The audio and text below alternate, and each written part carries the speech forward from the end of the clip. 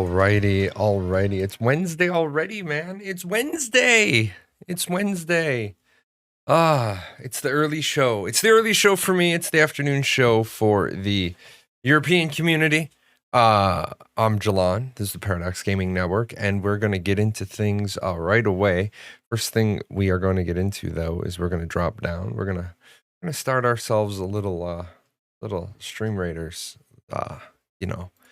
skirmish here, and we'll get this started. We're going to be doing some PvP on Friday, so that's something to look forward to. Is that a new camera? No, it's not a new camera. What it is it is me now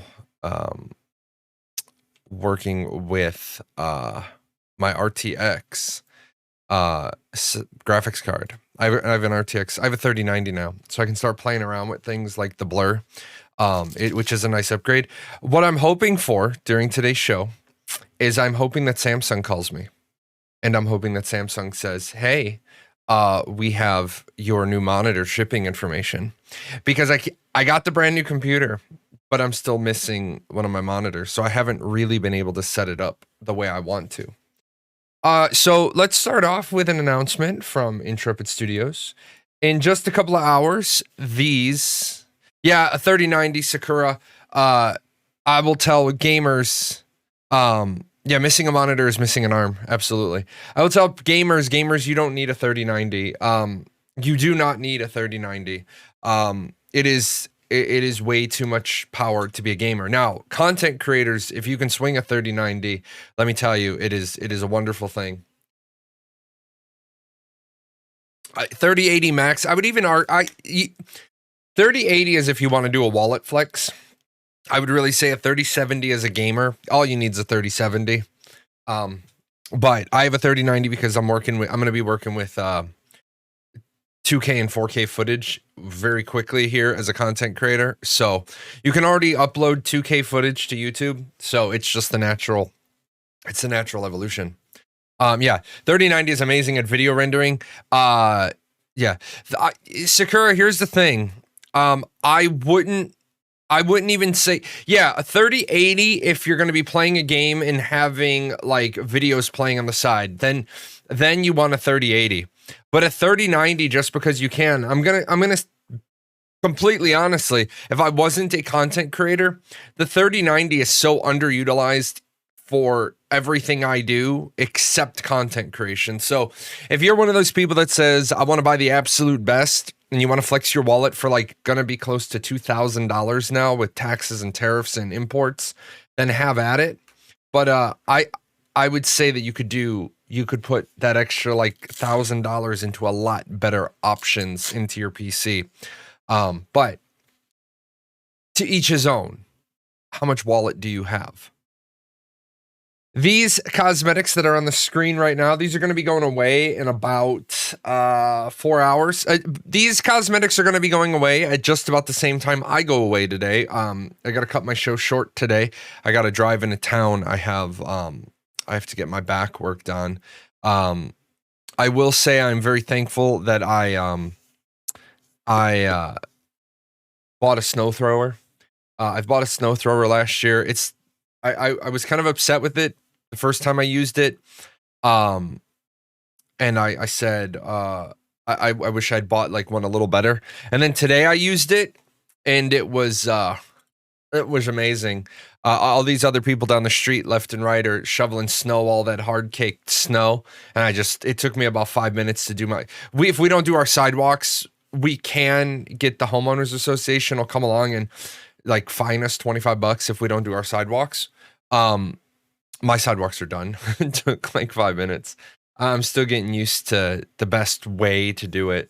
And then I'm going to move to Florida soon, and I'm never going to have to deal with fucking snow again. Anyway, these cosmetics look pretty good. My wife actually owns the cosmetic pet. It was, my wife was given an allowance she didn't like the pack when she had to buy her Alpha 1 pack. And so she was given an allowance of spending money to buy one of each item over the years, and she bought the cosmetic pet. She liked that thing. Hold on. I want to confirm So I'm gonna confirm something. Pretty sure she did. So yeah, she owns the frog pet as well. Happy wife, happy life. Learn that, people. Learn it.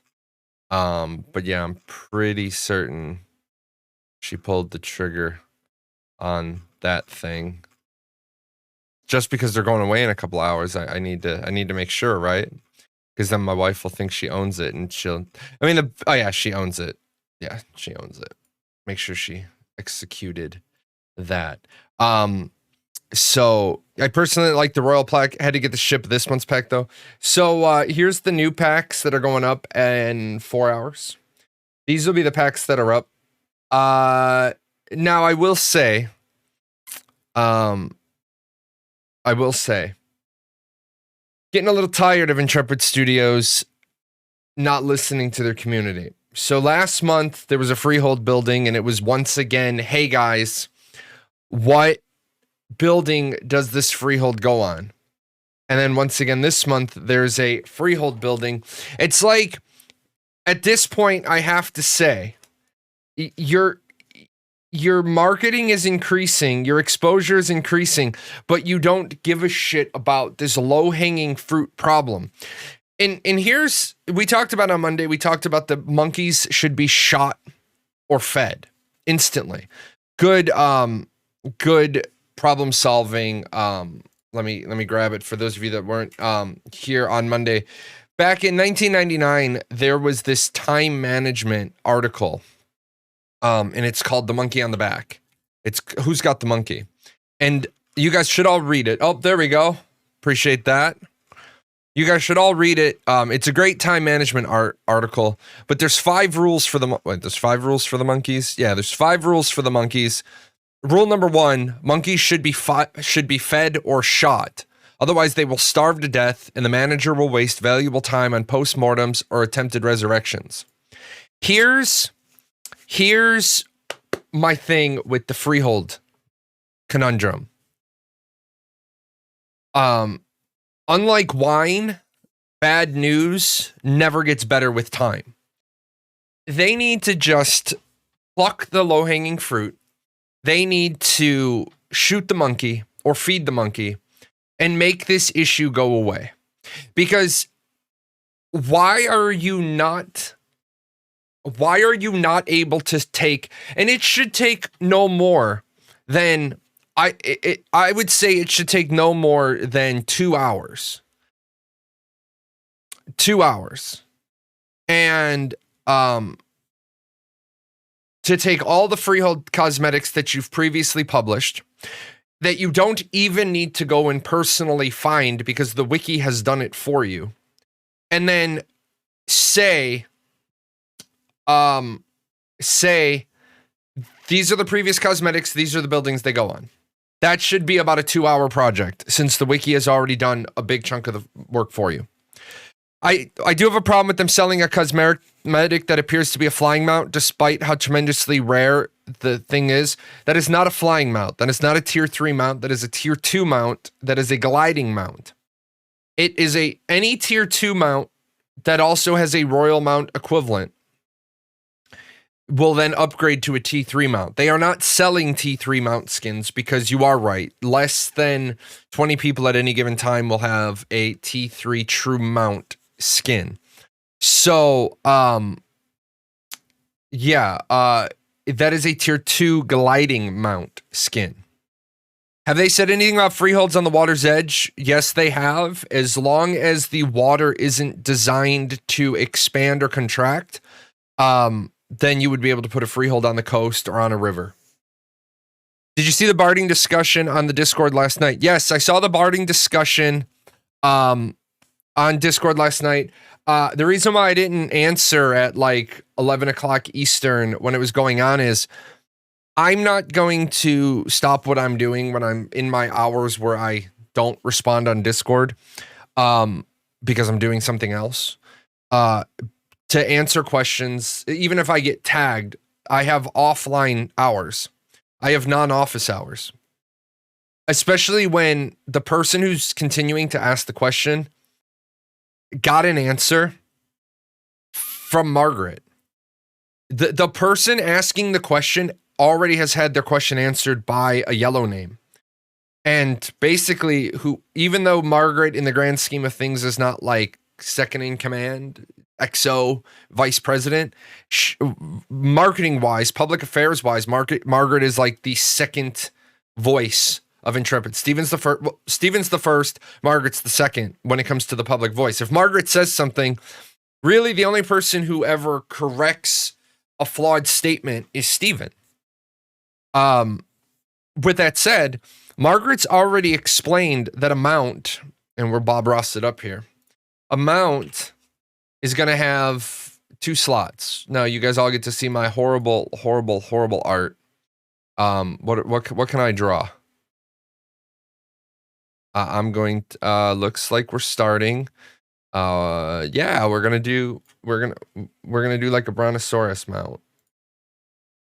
We're going to do like a brontosaurus mount here. And yeah, here we go. We got like a brontosaurus. We got a brontosaurus mount. That's a tail. That's so long. That mount that is actually so long that it goes off the screen. This is the problem with not having the 2 fucking monitors. What is going on here? Paint capture. All right. There we go. So that's good because I need this space over here. Perfect. Perfect. So now what you're going to have on this guy. Oh, and he's got to have a smile, right? He's got to have a smile. Looks more like the turtle. I am not. There you go. He has a blue outlined brontosaurus, right? Even he's not sure how to feel about this. No, that's a tail. It's a tail. I suck at art. So what you're going to have is, if this is a mount, it can have 2 possible boxes, right? The first one is your cosmetic appearance, right? That's not spelled right.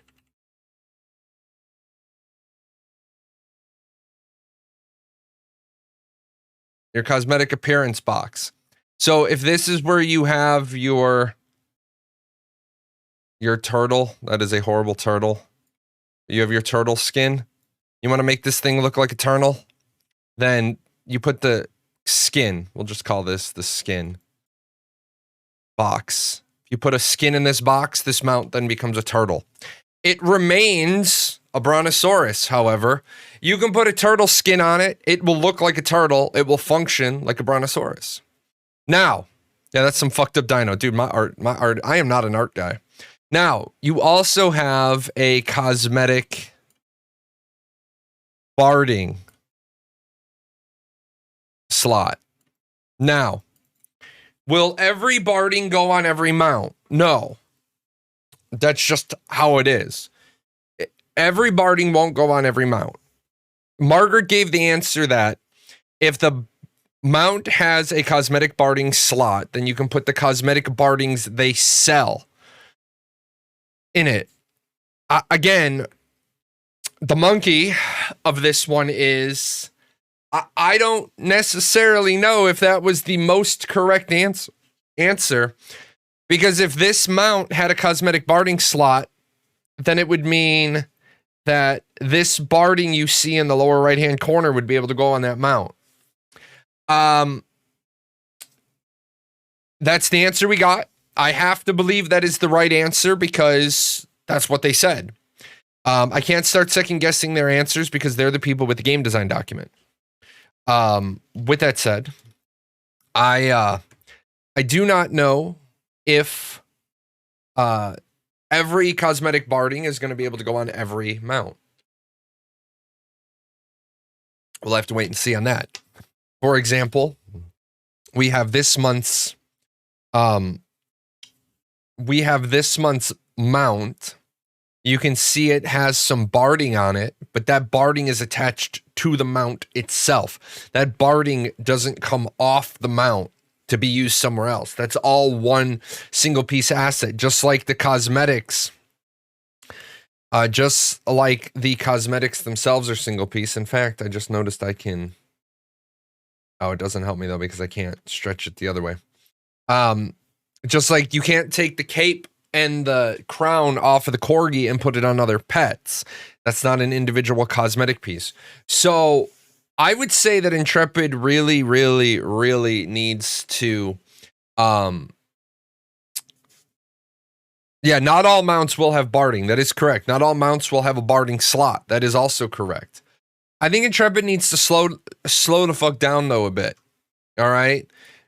Intrepid needs to slow down a little bit because there is a good quote out there where it says, you don't win your fights by telling your customers that they're wrong. You can think that something is clear. However, when I go to the shop, right? When I go to the shop, and I said this once, and, you know, I understand that a lot of my feedback generates work. Unfortunately, the feedback that I give them generates work because they didn't do the work the first time. I understand that my goal as a CPI-minded individual is that I never want to create extra work. However, sometimes that's just the way it happens. Let me chop this up a little bit so we can. So what I'm gonna take off the picture. As you guys can see, this is the Vanguard, but what I'm really interested in the text. I want to be able to make the text bigger. So what we get here is, for those entrusted with the critical task of charging across the enemy lines, all of that fucking paragraph is lore. I don't even need all this text. The only thing I need now is when you go to the cash shop, this is what you see. You see accessory cosmetic skin. And what I said last month was, if you're suddenly going to change what you're offering in the cash shop, and you're suddenly going to offer a cosmetic accessory for mounts versus a cosmetic accessory for people, then you need to explain it. And if you explained it on the Discord, I'm of the belief, and I prove this by having Ashes 101. If you have to answer the same question multiple times, then you need to create a better product, a better reference point for all the questions. So, for example, when you go to college, what does every college professor give you? Okay, let me walk that back. What do 99% of college professors give you on the first day? They give you the syllabus. Good job. Ding, ding, ding. They give you the syllabus, and I want to let you in on a little secret. The syllabus isn't actually for you. I know a lot of people think the syllabus is for you, but as the professor, the syllabus isn't for you. The syllabus is for me. The syllabus is for me so that I don't have to get 9,000 phone calls, emails, and questions about everything we're doing this semester. What it is it's a product I designed to stop you from talking to me as much as possible about irrelevant shit, so that I don't have to keep answering the same question over and over. What books do I need for class? It's right there in the syllabus. How many papers are we going to write? And then the best part is that when a professor knows their syllabus, they don't ever actually have to answer the questions either, because what they get to do is teach the life lesson of, excuse me, I got a question. Is this question going to be answered by my syllabus? Is this book really required? I don't know. Does the syllabus say that this book is under required reading or optional reading? You know, and people are like, I can't believe my professor is such a dick. I say to him, I can't believe that you're wasting your professor's time with that question. So it's the same sort of thing. This cosmetic barding has come up now on a number of occasions. It keeps coming up and it keeps coming up. And what I said was, in the future, when Intrepid releases a new mechanic involved with their cash shop, then the monthly blog that they do, the monthly news update, should have had the rules for cosmetic barding slots and for cosmetic barding skins and how that's going to work. Because now there's like, remember again, I used the baseball example, Intrepid, or in this case, Margaret, steps into the batter's box. It's the home run derby. She's walking in, she's walking into the home run derby. She knows what the first pitch she's going to see is, but she has to take 10. She has to take 10 pitches. Now she has answered it on the, now she's answered it on the Discord, but not everybody comes to the Discord. Not every, like, you have a mailing list that goes out to all of your registered people. The explanation of how the barding was going to work should have been written. And somebody is going to say, well, they don't have time to write that. And I would stop and say, if Margaret is working on a bunch of stuff, and some of the things pointed out are marketing lead things, then those things take precedent over everything else. Because, and again, I'm just giving the outside opinion, the outside perspective. If you have a community marketing lead and a community manager and one more person in the department, if you have 3 people in the department for interfacing with the public and you have 91 employees, okay, and I want to do math. If 3.2% of your company is in the lane of interfacing with the public, and the public can't get the answer on which ships go on what, or which skins go on which ships, which freeholds go on which freehold buildings, and how your barding is going to work, then it really, unfortunately, starts to give off the impression that you don't give a shit about your customers. You only give a shit about making sales. Now, I don't feel that way. However, I don't just make the arguments that I feel. I have, well, over there somewhere, there's a plaque that says, oh my God, you're so fucking great at making advocacy briefs. The thing about advocacy briefs is that you make the other person's argument first. You make the other person's argument first so that you can make your argument better. And that's actually, if you ever want to see how researched somebody is about the topic that they're propagating, you say to them, switch sides with me. Make the other argument. It doesn't matter what the argument's on. Make the person who seems like they're just being a bigot, make them take the other argument. Make them argue for the side of the thing that they detest. And if they can do it, then they've researched it enough. If they can't do it, then it's like, okay, you're just ignorant on the other side. You don't understand what the other side is. So yeah, I don't think that Intrepid cares more about their pocketbook than they care about their customers. But I definitely can make the argument that all you care about is cranking out cash shop sales. You don't actually care about anything else. Because there's enough argument there again. Now, how do you take some of that argument away? Hey guys, we understand you want to know the freehold discussion. We promise you an update on, not an update because they've been kicking that can down the street for 2.5 years now. Because originally they were freehold skins. You could put these freehold skins on any building because, you didn't know any better. That would be like selling you a computer that only works from 10 at night till 9 in the morning. Hey, I was buying it under the impression that I could use this anytime I wanted. Well, what do you mean? I guess it doesn't work that way. Flavor texts are nice, but we also need the specifics of the cosmetics themselves. Yes, I agree. I agree. I also think at this point, and I'm gonna say this, and it's going to irk some people. I would change the cash shop. First of all, I would stop showing the armor. I would stop showing the armor with the fucking weapon, because I must get asked 8 to 10 times a month, how do the weapon skins work? And I say they don't. The armor doesn't come with that weapon skin.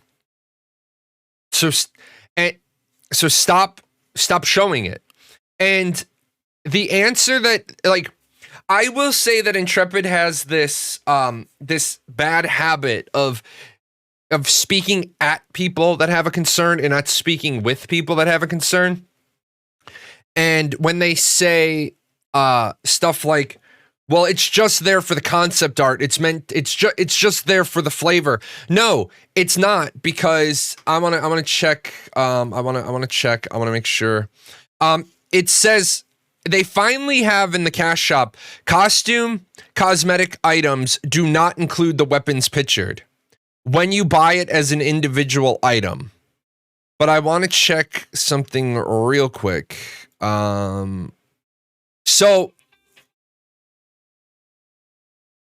when you buy the individual item, okay, when you buy the individual item, and I gotta grab this one first. So, because I want to show you the inconsistency. And this is where inconsistencies are what right now is what's crushing Intrepid. So full pack. And then I gotta log back in. And shop. And this. And then I want to do... So, save. So inconsistency is what is crushing Intrepid right now. So when you go in and you go to buy a pack, what you see is this is the full pack. This is the full pack text, and you'll see costume, cosmetic skin, ward of the implacable, right? But nowhere in here does it say anything about the weapons not included. You don't see that, right? You don't see that until you can buy the individual cosmetic, and the individual cosmetic says cosmetic costume items do not include the weapons pictured. So it's an inconsistency. And the little inconsistencies are what is going to crush Intrepid in the long term. Because, you know, I also think this panel should have a link to the blog detailing the cosmetics.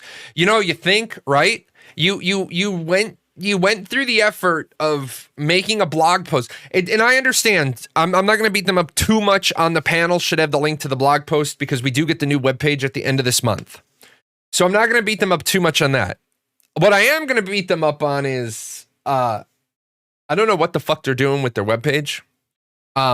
I don't know what they're doing with their webpage, and I don't know why they continue to have so many third-party solutions.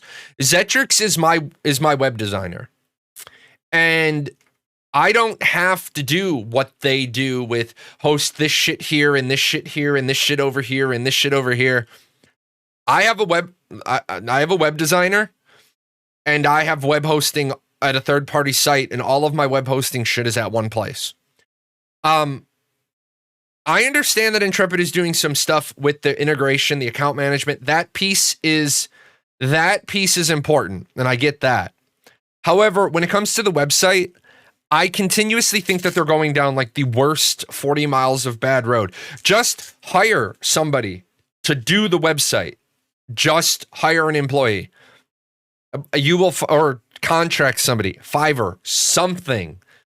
But now they have their hosting. Now they have their hosting over somewhere else. So, do you have any leak of this month's Ashes of Creation item shop? Yes, they're right there. They go live in 3 hours. So, I would like to see some in-game footage of the cash shop items, but we won't get that. We've seen in-game footage of a ton of the cash shop items, so we get that. Steven specifically addressed why they don't do that. Steven has, and I disagree. I disagree with Steven's mentality on this.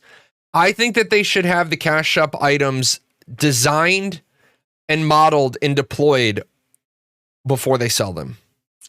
Sell people, and at first when the company was new and the company was young and the company was developing, I understand you're going to have concept artists and it's easy enough to buy like 8 months worth of concept art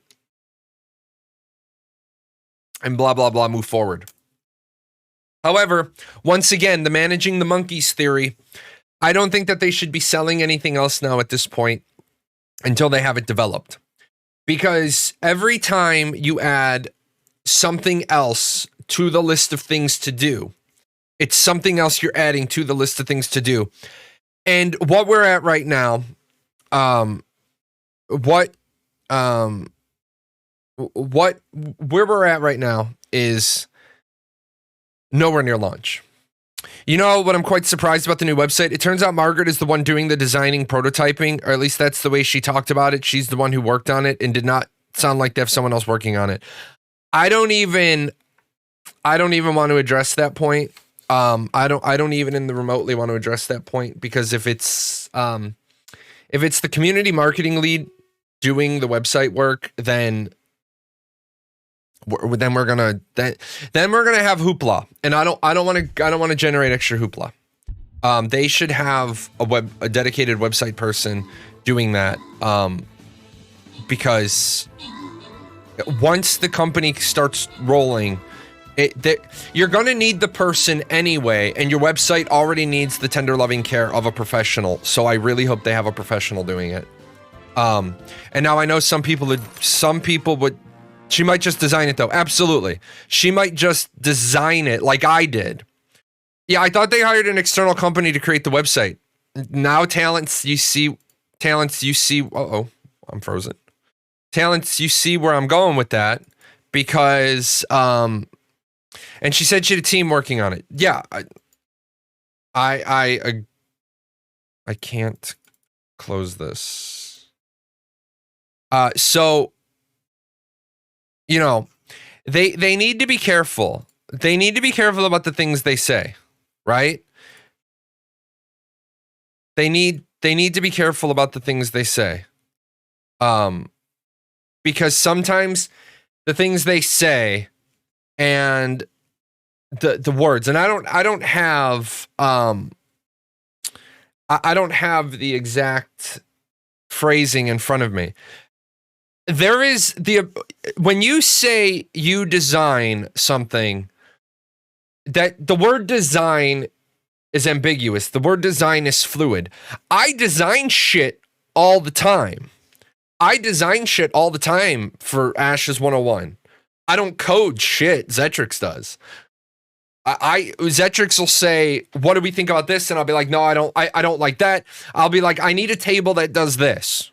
And Zetrix will come back with you mean like this? I'll be like, yeah, exactly like that. So the word design is fluid. I don't want to get hung up on the word. I don't want to get hung up on the word design, because I can design it on paper, in paper and pencil, and that's still designing, but it's not doing the coding, because I've been told not to touch my own website anymore, because I don't know what the fuck I'm doing. Which is fine. Which is totally fine. I'm totally okay with that. But yeah, I don't want to beat them up on that. It's just easier for me to say, "Hey, Zetrix, I want it to look like this." And then it was funny as fuck, because Zetrix and I were talking on the Discord about how Ashes 101 is going to look at one particular point. And I was confused, because Zetrix is like, "Well, it should look like this." And I'm like, "You already designed it to look like that. What are you doing?" It's like, "No, the damage." I said, I got it.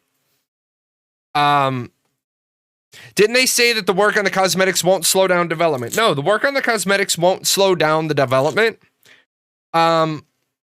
Which is a truth and a lie at the same time. It's not going to slow down development. At the same time, somebody's got to design it. So if they're designing X, they're not designing Y. The goal of the cosmetic cash shop is that it generates more income than the salaries spent on the people who design the 6 items. So if that's not the right one. So if you ended up having to design those 6 cosmetic pieces, right? And the cosmetic artist, the artist, and the animator spent more time building those 6 items, payroll-wise, dollar-wise, than you made. Thank you, Cuban Flavor. Then if you ended up, let's say you ended up incurring $7,000 in cost payroll, $7,000 in payroll costs between the artists, the designers, and the animators, the mesh modelers, all the pieces. But you only sold $6,000 worth of cosmetics. Then you'd have a bad thing. The cash shop is great for development. We want this game to release as soon as possible. Those two things have nothing to do with each other, just so we're clear. The core viable product is already fully funded. The cash shop is a long-term design in order to help them make money. Again, I don't have all of the information that Steven used in order to make determinations on the decisions he made, but I will tell you right now, I disagree with a statement he's made. I disagree that the average price per paying customer being $23 a month. I don't think that is going to be accurate. But what do I know? New here, love your stream about Ashes. Hey, appreciate it. I'm gonna jump up real quick, guys. Actually, I'm gonna jump up and I want to stand up. Like I said, I was out in the cold today. My legs are kind of sore. I'm going to just run around. Just gonna run around the first or the second floor real quick, stretch my legs. Been sitting in the chair all morning, getting ready for the show. I will be back in less than a minute.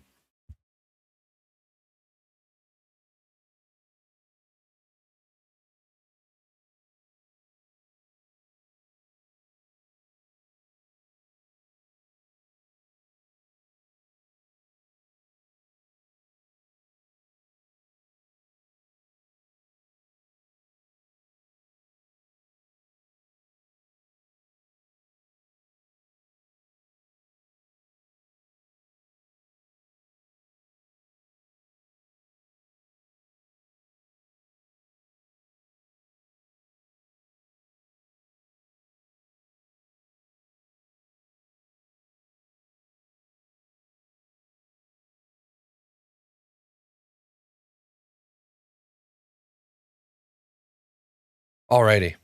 No, you did not miss the tank talk. I haven't done the tank talk yet. I started off with everyone's favorite, the cosmetic discussion.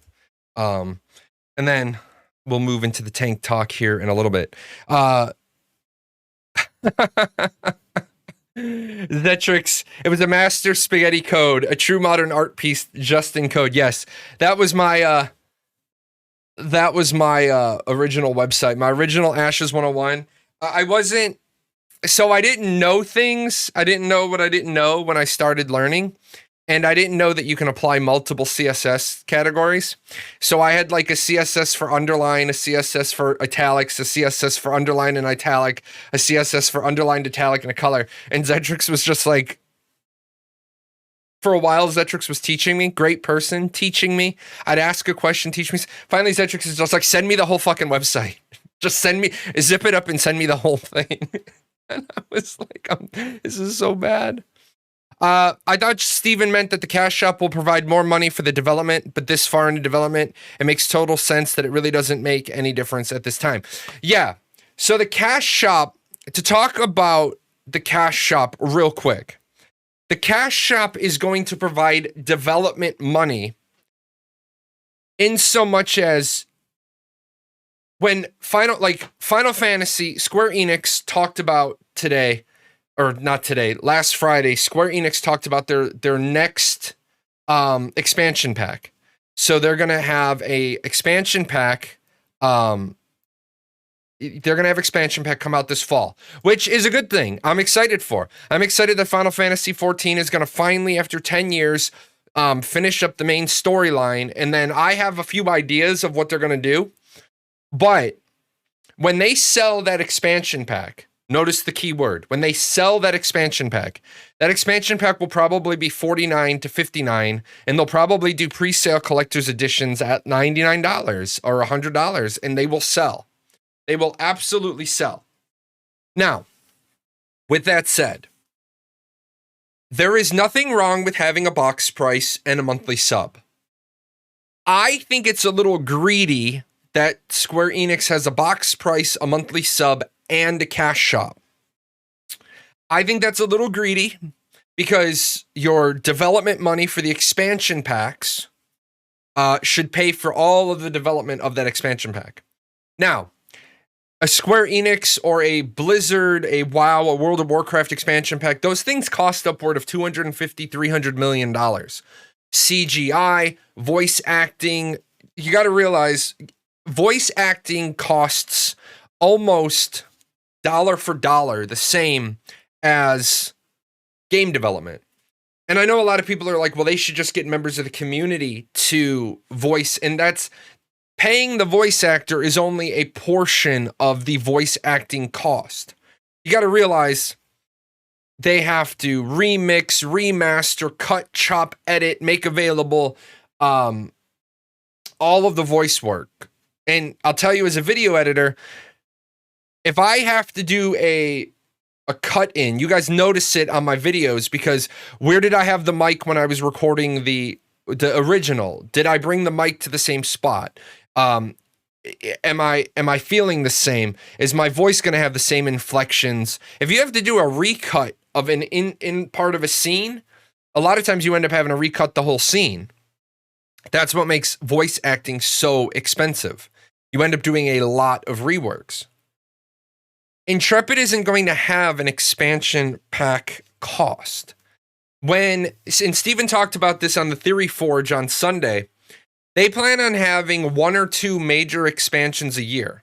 So you're not going to get Burning Crusade, Wrath of the Lich King, Mist of Pandaria, Battle for Azeroth, Legion, Shadowlands. You're not going to have that big, oh my God, the entire fucking game is changing level of expansion packs in Ashes. You might get one of those every couple of years, especially if they add a new continent or add a new mechanic, they add a new part of the world, then you might get those things. But the expansions and the DLC you're going to get from Intrepid is going to be every couple of months.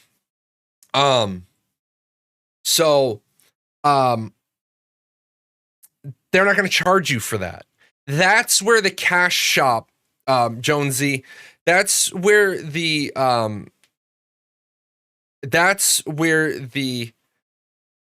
development money comes from. Because Steven talked about this, and I'm glad he talked about it. I think Steven is missing a golden opportunity to complete, like, if Steven called me in and said, hey, Jay, come in, do a CPI for Intrepid Studios, I would say the very first thing you're missing is one thing I thought that they were going to do more of was educate the unwashed, dirty, sweaty gamer masses about game development. Steven talks about it occasionally. But I think that they should be doing, like, instead of showing us 25 minutes of fucking art every month on the live stream, I think they need to go back to doing their dev diaries where they talk about the development of a game, but don't show us stuff about Ashes of Creation. Like, I think they should do a dev diary, and I mean this, and they can steal this idea. They can always benchmark the ideas. I think that they should do a dev diary with McP and Jeff, and no offense to Steven, but Steven, stay out of this one. They should do a dev diary on development. And they should do a dev diary where they talk about the ops team, or they talk about an ops team, a sustainment team, and a development team. And then they should talk about APOC, and about why they made the decision to not keep APOC up. Because Steven talked about it on Sunday. But then just today, I had to once again link. Like, Steven talked about it with me in October. He talked about it on Sunday with the Theory Forge. Do a dev diary about development where you explain it to people. You don't have to show anything Ashes of Creation wise. You don't have to expose yourself to leaking an idea. But what you do is you educate your community about some decisions and about some things and about why the testing is where the testing is at the moment. Because he also talked about and I'm trying to think. Oh, I'll give you a great example. Say I have an electrical problem in my house, and I have to rewire my entire house. But at the same time, I don't want to interrupt any streams. Well, obviously, to do a stream, this room needs power. Well, if I'm rewiring my entire house and this room isn't rewired for Friday's stream, I can go straight to my circuit breaker box in the garage, and I can bring power directly to this room with an extension cord. It's not safe, it's not smart, it's not the best, it's not optimized, but I could do it. That's kind of like what putting an alpha build together is. You make a lot of connections directly that don't necessarily work right, but you have to make those connections because everything needs to be connected for the alpha to run. Now, they're not worried about getting data from the circuit breaker box through the house to the outlet, from the outlet to the 6 strip. All they're worried about at the moment is make the fucking room have power. That's what an alpha is. They're going to Frankenstein it. They're like, oh shit, we got to cook the build. Connect, throw the rest of the parts in, zip it up, hope it works, but we don't care about getting data on all those other parts. We care about getting data on the connections we've made. They need to do more dev diaries like that to explain to people what an ops team is, what a sustainment team is, what a development team is. That development, you make it as fast and dirty, and then you fix it up and put makeup on it. Well, Zedrix, that is true, except it's also that you're going to reopen up the Frankenstein monster, you're going to break all those connections, and then you're going to be like, okay, new part, and so that you're not just doing fixing it up and makeup. I need to make sure that this piece works and this piece works before I chop in all the pieces that connect it. Otherwise, it's going to be like, what's broken? Do I think Ashes of Creation expansions will ever include new classes or new races? I don't think that there will ever be new classes and new races introduced into this Matrix. I think that the best you can hope for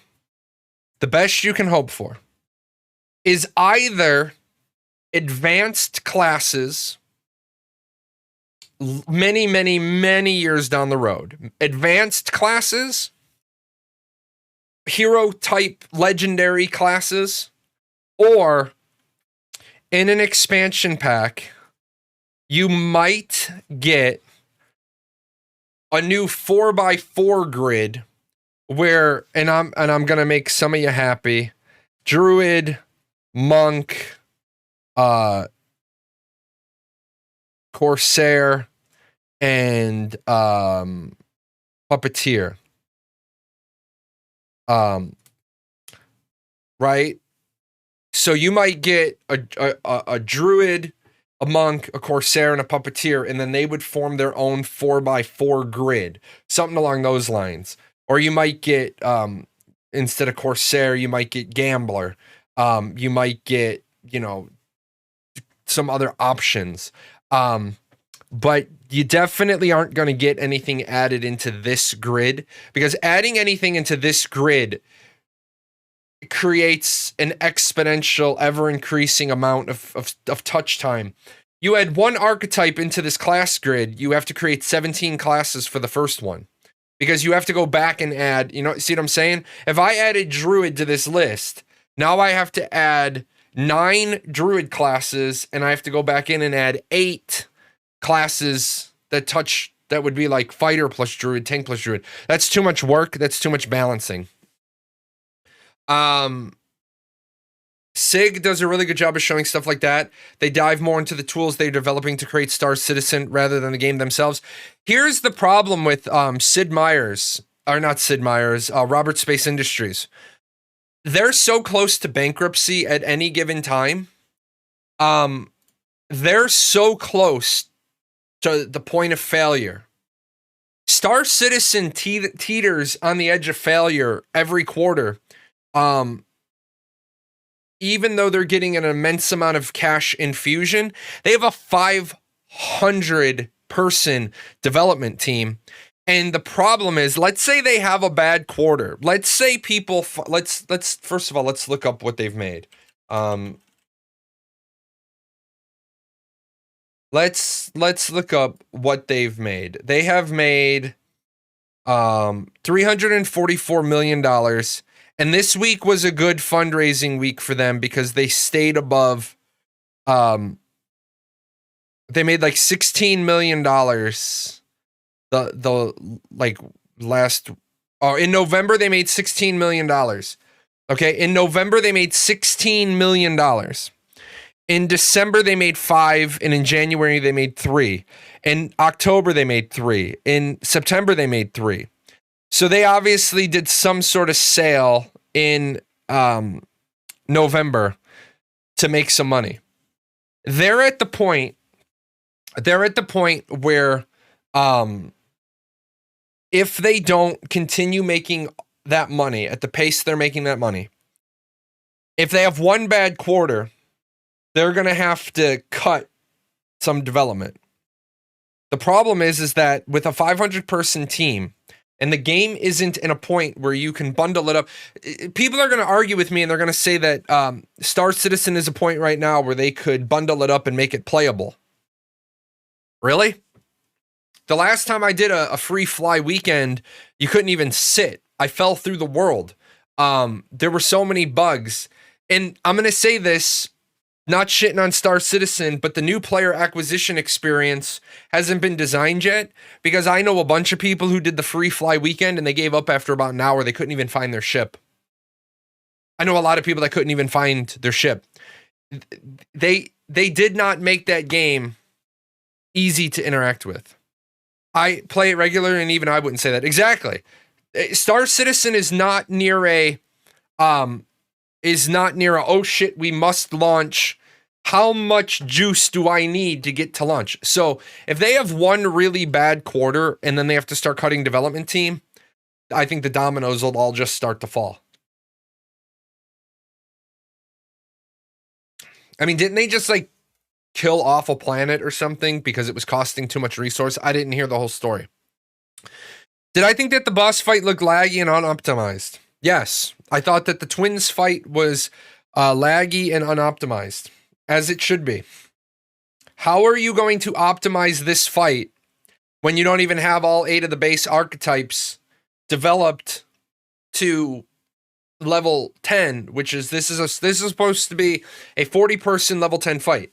You don't optimize the bosses. You don't optimize the fight until you have all 8 of the players done. You don't do all 8 of the players until you have all 9 of the races. So, is this thing from pre-alpha unoptimized? Of course it's unoptimized. Oh, I see what you're saying. You didn't put a sarcastic face on it. Yeah, is this thing from pre-alpha unoptimized? Of course it is. Balancing classes will be hard. Luckily, they're not doing 1v1 balance, so that's a good one. Now, let's switch roles here for a second. Let's look at the tank video. Let's check this out. I think that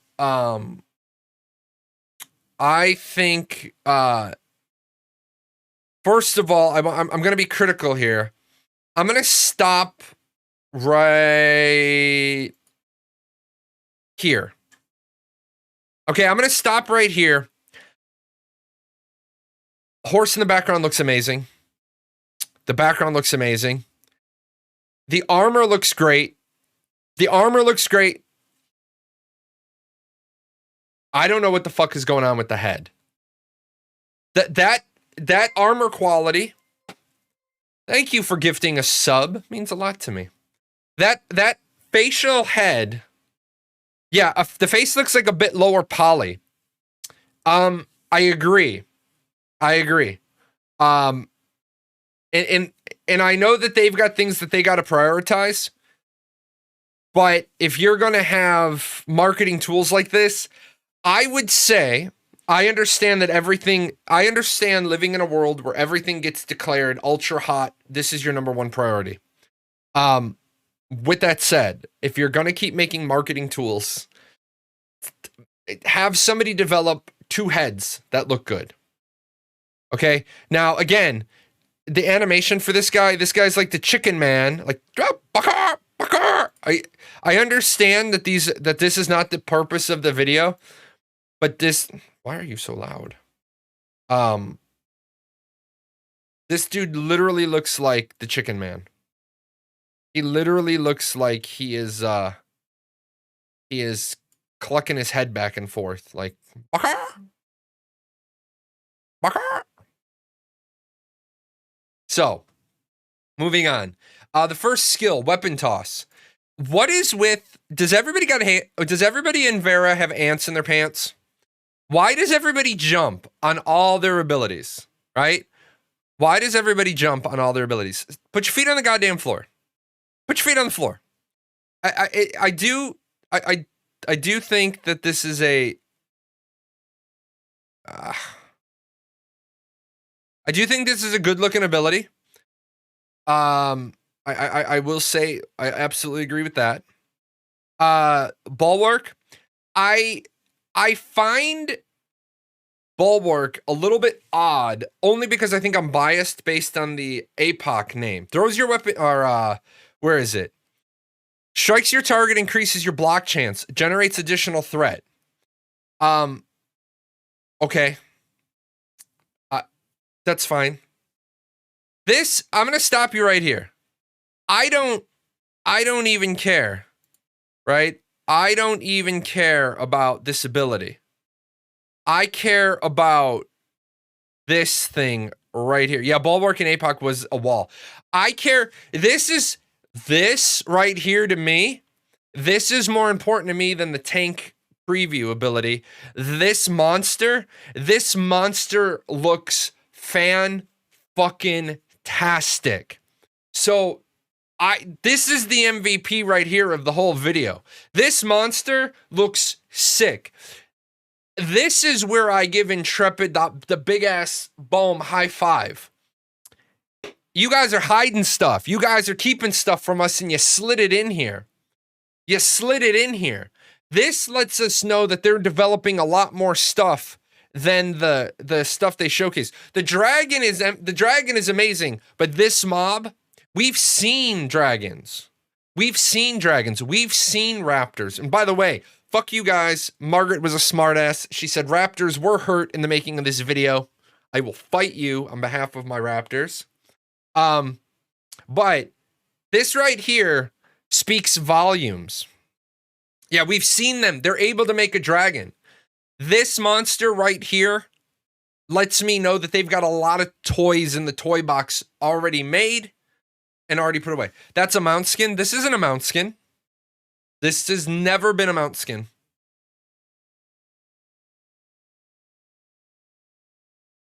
Ultimate defense. Provides increasing mitigation based on missing health. Up to full invulnerability. Reduces movement speed while active. They've shown this mob before. Yes, they have shown this mob before, but nowhere near this showcasing. They have shown it before. And see how many pieces you can use as well. Legs, hands, and that back. Yeah, I know. Ultimate defense to me is a great tank skill. I've got something similar to it in Final Fantasy and other games, but up to full invulnerability. I like the fact that it's based on your missing health, not just a cheesy, we give you invulnerability. And I'm going to tell you right now, if I was looking at the thing that I'm fighting right here, I definitely feel that I need to pop some defensive. I feel, again, looking at this monster, for the first time I run into him or her, I feel I need to pop a defensive cooldown. I've never fought this mob before, and I feel I need to pop a defensive cooldown. So I do like increasing mitigation based on missing health up to full invulnerability. That's a good ability. It's a good skill. I like it. Javelin. Pulls your target to your location. Generates additional threat. I know that some people were saying that it should be a harpoon. But you know, that's fine. Did you guys see that? Look at that. Like, first of all, I know a lot of people they don't like the fact that you're not using your own weapon. But I do like the fact that they've made this good. Look at the detail on the chain, okay? Look at the detail. Look at the detail on the chain. Look at the detail on the blood. I'm happy with it. I actually want to say this. They might not have even needed, they might not have even needed to have the javelin. They might have just done it with a chain throw. Now, Talents brings up, why do you have rubble coming up around your feet?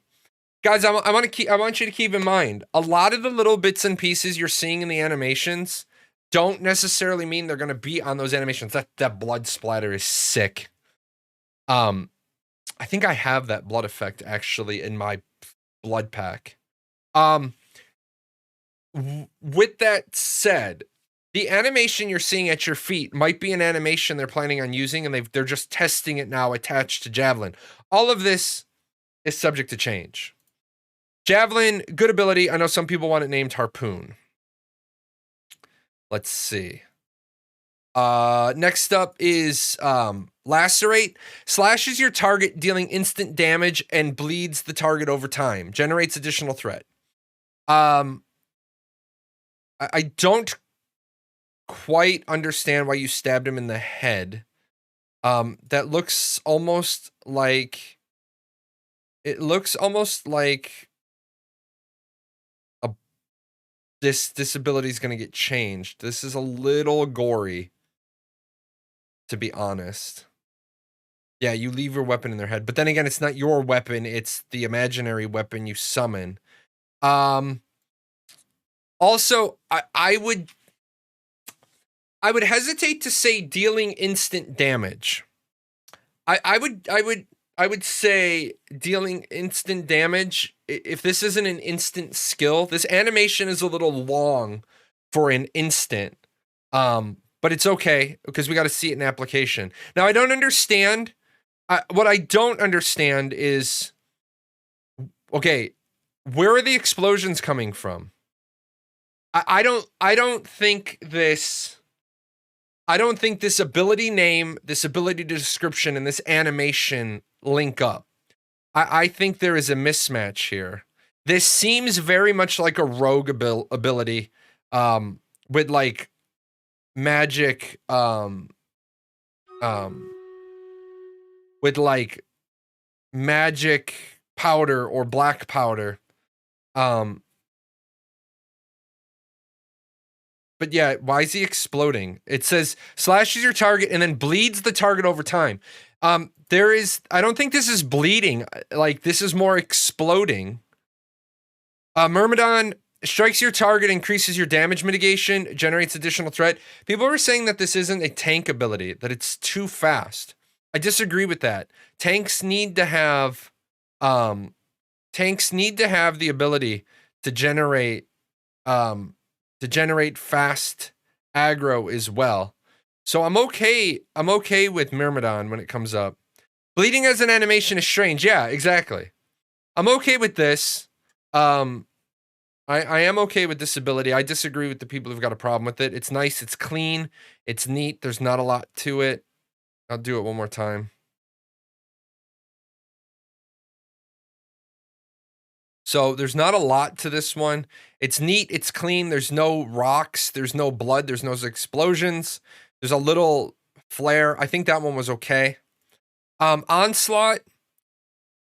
Onslaught's pretty good. I do have a problem with Onslaught though.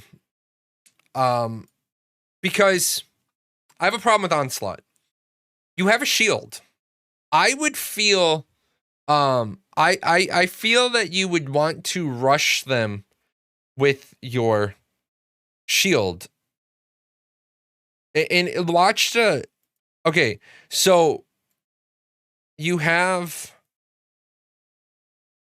the shield, right? And as you bring the... unfortunately, I can't get it closer. You actually are. What are you hitting them with? Are you hitting them with the shield? Yeah, unfortunately, I can't grab it any. It looks like you might be hitting them. Yeah, that's kind of weird. Yeah, it looks like it. No, it looks like the sword and then the shield. Unfortunately, I can't because this is so high quality and OBS doesn't allow me to grab frame by frame. Yo, it does look, yeah, you're bringing the sword over. You're not hitting them with the shield. You're hitting them with the sword. I would have thought that maybe there's a second one, a shield slam or a shield charge or a shield rush. Yeah, it's fast movement. I can actually get this frame by frame with my video editing software, but I can't do it with OBS. Yeah, it looks like you're hitting them with the sword. Shockwave stomps the ground in front of you, knocking down and dealing damage to all targets. Generates additional threat. I think this one is fine too. I don't know why exactly Shockwave is producing the lava burst. This is where I would say that the rock and the rock that comes up beforehand on the other ability, on the javelin, this shouldn't be flame and ash and smoke. If it's a shockwave, this should be rocks. Shock, you know?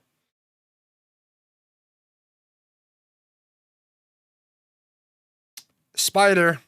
Resounding smash. Smashes the ground in front of you, dealing damage to all targets. Oh, let me, I'm gonna just kick over the, I'm gonna mute the audio. I'm gonna kick over the fight so that we don't fall behind. Resounding smash. Smashes the ground in front of you. A second hit resounds on the primary target, generating additional threat. This one is just so much. There is so much on this one. There is just so much happening. There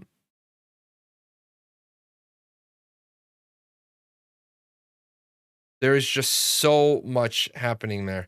I think they need to either take out the axe part or the ground part at first. I think there's too much on this one. I think there's just too much animation. But we're okay there. Particles should come after the X animation. I agree. I 100% agree. 100% agree with you.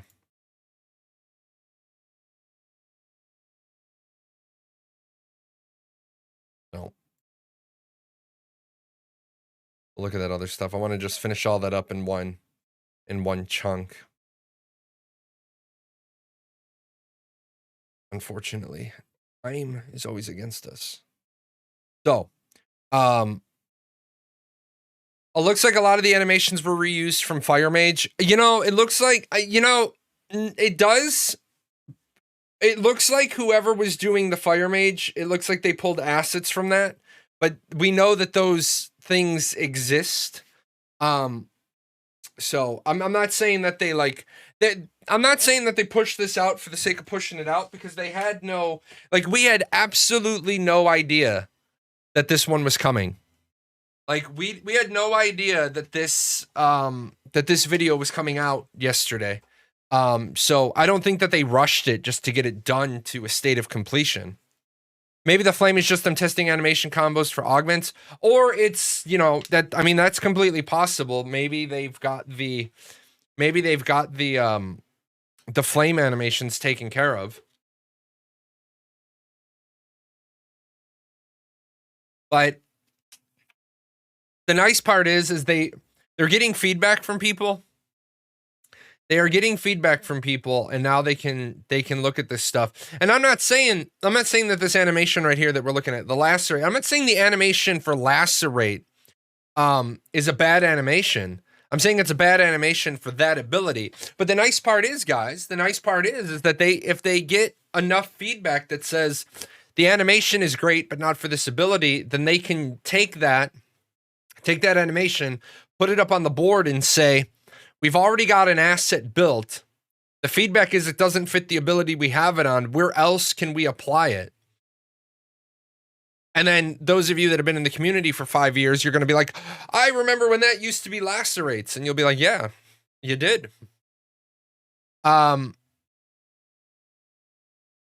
Overall, the pieces are coming together. Fucking beating up on raptors. They beat up on a raptor. You guys know I don't tolerate that sort of thing. Can't beat up on raptors. It'd be interesting to see if the shockwave ability looks much different with enemies far away, if there's a range limitation. Yeah, I mean, that's the thing I was trying to explain to people as well. You're looking at these animations, right? But you only have like less than 50%. Less than 50% of... Yes, we can get a raptor remote. I will work on that.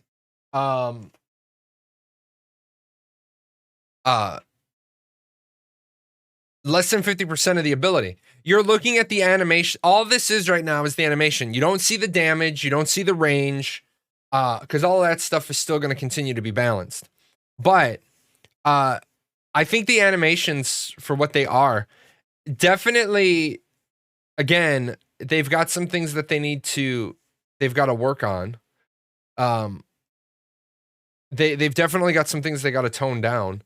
Again, I don't understand why the rocks pop up underneath you for Jahlon. It's also a demo. It's not active gameplay. Actually, it's not a demo. This is representational of the animations that you would see in game. They are capturing it with the developer camera, but this is actually what it's going to look like in game. They're not doing that. They're not doing what Cyberpunk did and doing like... Yeah, I meant to show action combat. This isn't action combat. Keep that in mind. Some of these abilities are tab abilities. This is just showing off the animations, not how they're gonna function. So in that regard, yes, they are showing off a showcase. I don't want to say it's a demo. Because demo then indicates that you might be using not actual gameplay footage. And some of those are actual gameplay footage. Some of those you can see when you watch the twins fight. Yeah, the visual effects are placeholders. Steven said that in Discord yesterday. You know, and that's great. And I'm glad that Steven makes those statements. However, I think at this point, okay, we maybe need to stop pushing out marketing tools with as much placeholder as we are. And I know people are going to be like, well, you don't know anything about marketing. And I'm going to say, shut the fuck up. Yes, I do. And that's what I retired from the first time. I retired from being a marketing guy. I think at this point, the tank video is good. The tank video is, I'm not taking anything away from the tank video. Hold up, Flog. It's not bad if they show stuff so we can give feedback. But that's not what that is. Okay, that's not what that is. And let me explain why that's not what that is, so that people understand what I mean. This video is 2 minutes and 36 seconds long, right? I'm gonna do a real quick breakdown. This video is 2 minutes and 36 seconds long, right? Now let me bring this over here so I can do a little magic and not have to strain my neck. Okay, so 2 minutes 36 seconds long, and I'm gonna need more.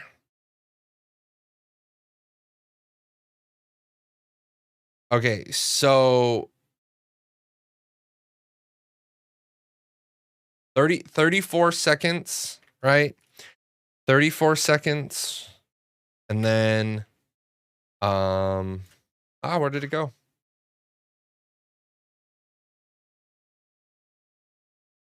34 seconds, and then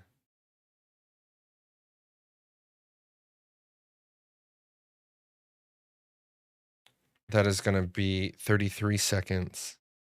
So that is 67 seconds. 67 seconds of a 2 minute and 36 second video is marketing. 67 seconds out of 2 minutes and 36 seconds is marketing. It's in the introduction and then the outro. There's absolutely nothing wrong with doing marketing work. There's absolutely nothing wrong with doing marketing work. But I think that they learned, and I'm going to use it. Let me go to this video. Let me go to this trailer right here. Okay.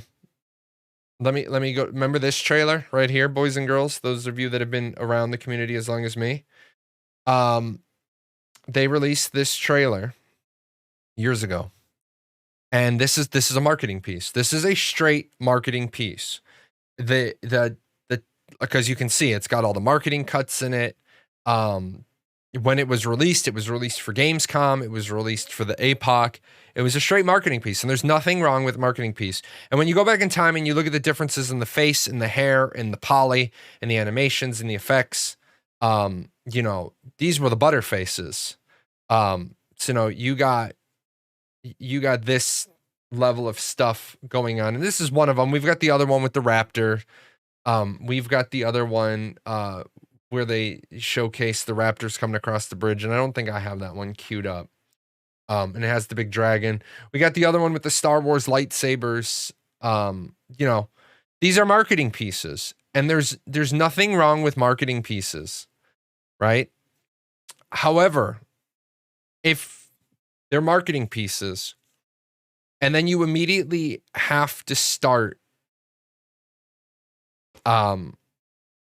backpedaling and justifying and saying the stuff like, oh, well, the visual effects are placeholder right now, and you're saying that on Discord. The problem with that becomes you say it on Discord, and as a content creator, how many times a show do I say this is a game in Western development? It's a game in Western development. It's an alpha. It's a true alpha. How many times a show do I say it? I probably say it no less than 50 times a show. But yeah, it's like a joke. If you have to explain it later, it's not effective. There are a lot of things that are just piling up for Intrepid. Based on the YouTube comments, the tank video received way better than the mage one.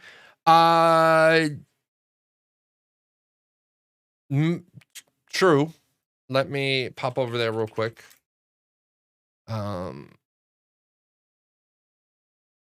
Let me bebop over. The mage video got 94,000. Well, it's too early to say that, because the mage video got 94,000 views. The tank video got 33,000 views. And the tank video's bulk of its initial views, the first 24 hours of views, 23 hours of views, are going to be are going to be the community first. And a lot of the community has been beaten over the head with the animations are going to change and they're going to take feedback. Let's revisit that in like 5 days on Monday. Let's revisit the video's comments on Monday after we see it make its way around MMORPG and massively in a few other places. If you have to explain your joke, maybe your audience is a moron. In that case, Karthos, I would actually have to say you're the moron, because if you're telling jokes to people that you then are going to have to explain the jokes to, that's on you. You should know better at that point. You should know better. I got my bus pass. So, know your audience. Yep, know your audience. And in that regard, I think Intrepid needs to know their audience. I think Intrepid needs to, like we talked about earlier in the show, I think Intrepid needs to really, did I say really? Because I mean really focus on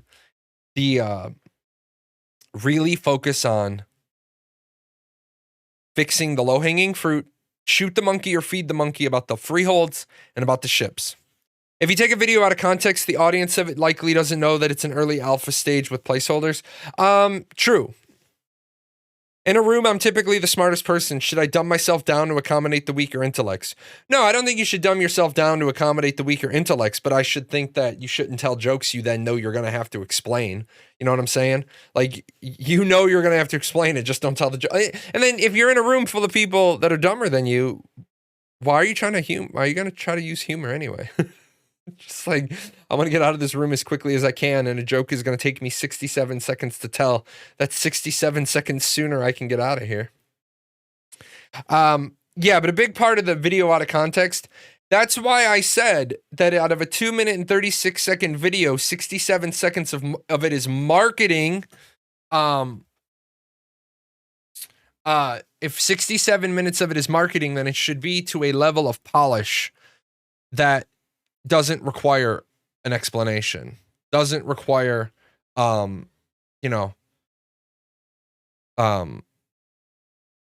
lot of feedback.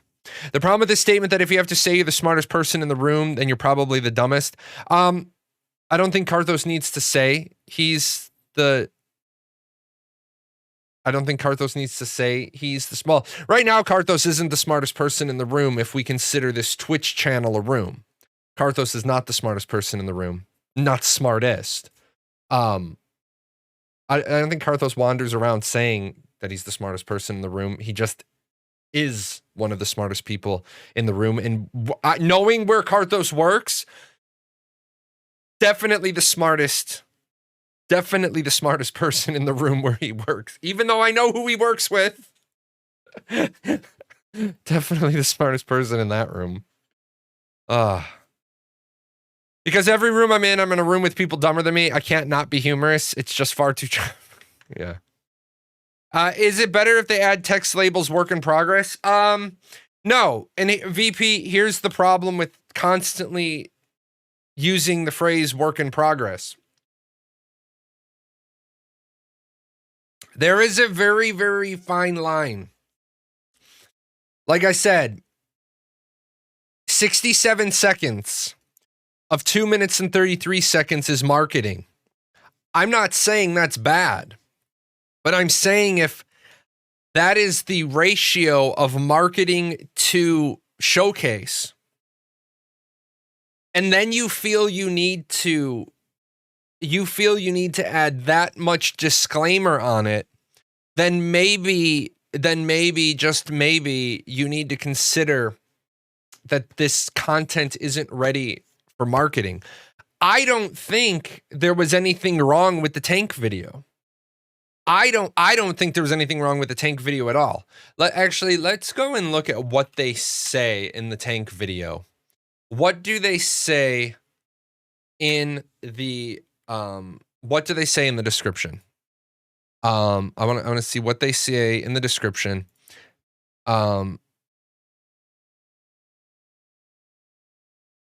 Okay, a short preview of the early development on the tank archetype. For more information, read on mmorpg.com. And so, I do want, okay, good. Marketing wise, very good. Very, very good. What I like about this is, let me turn this off and let me turn this on. So what I like about this right off the bat,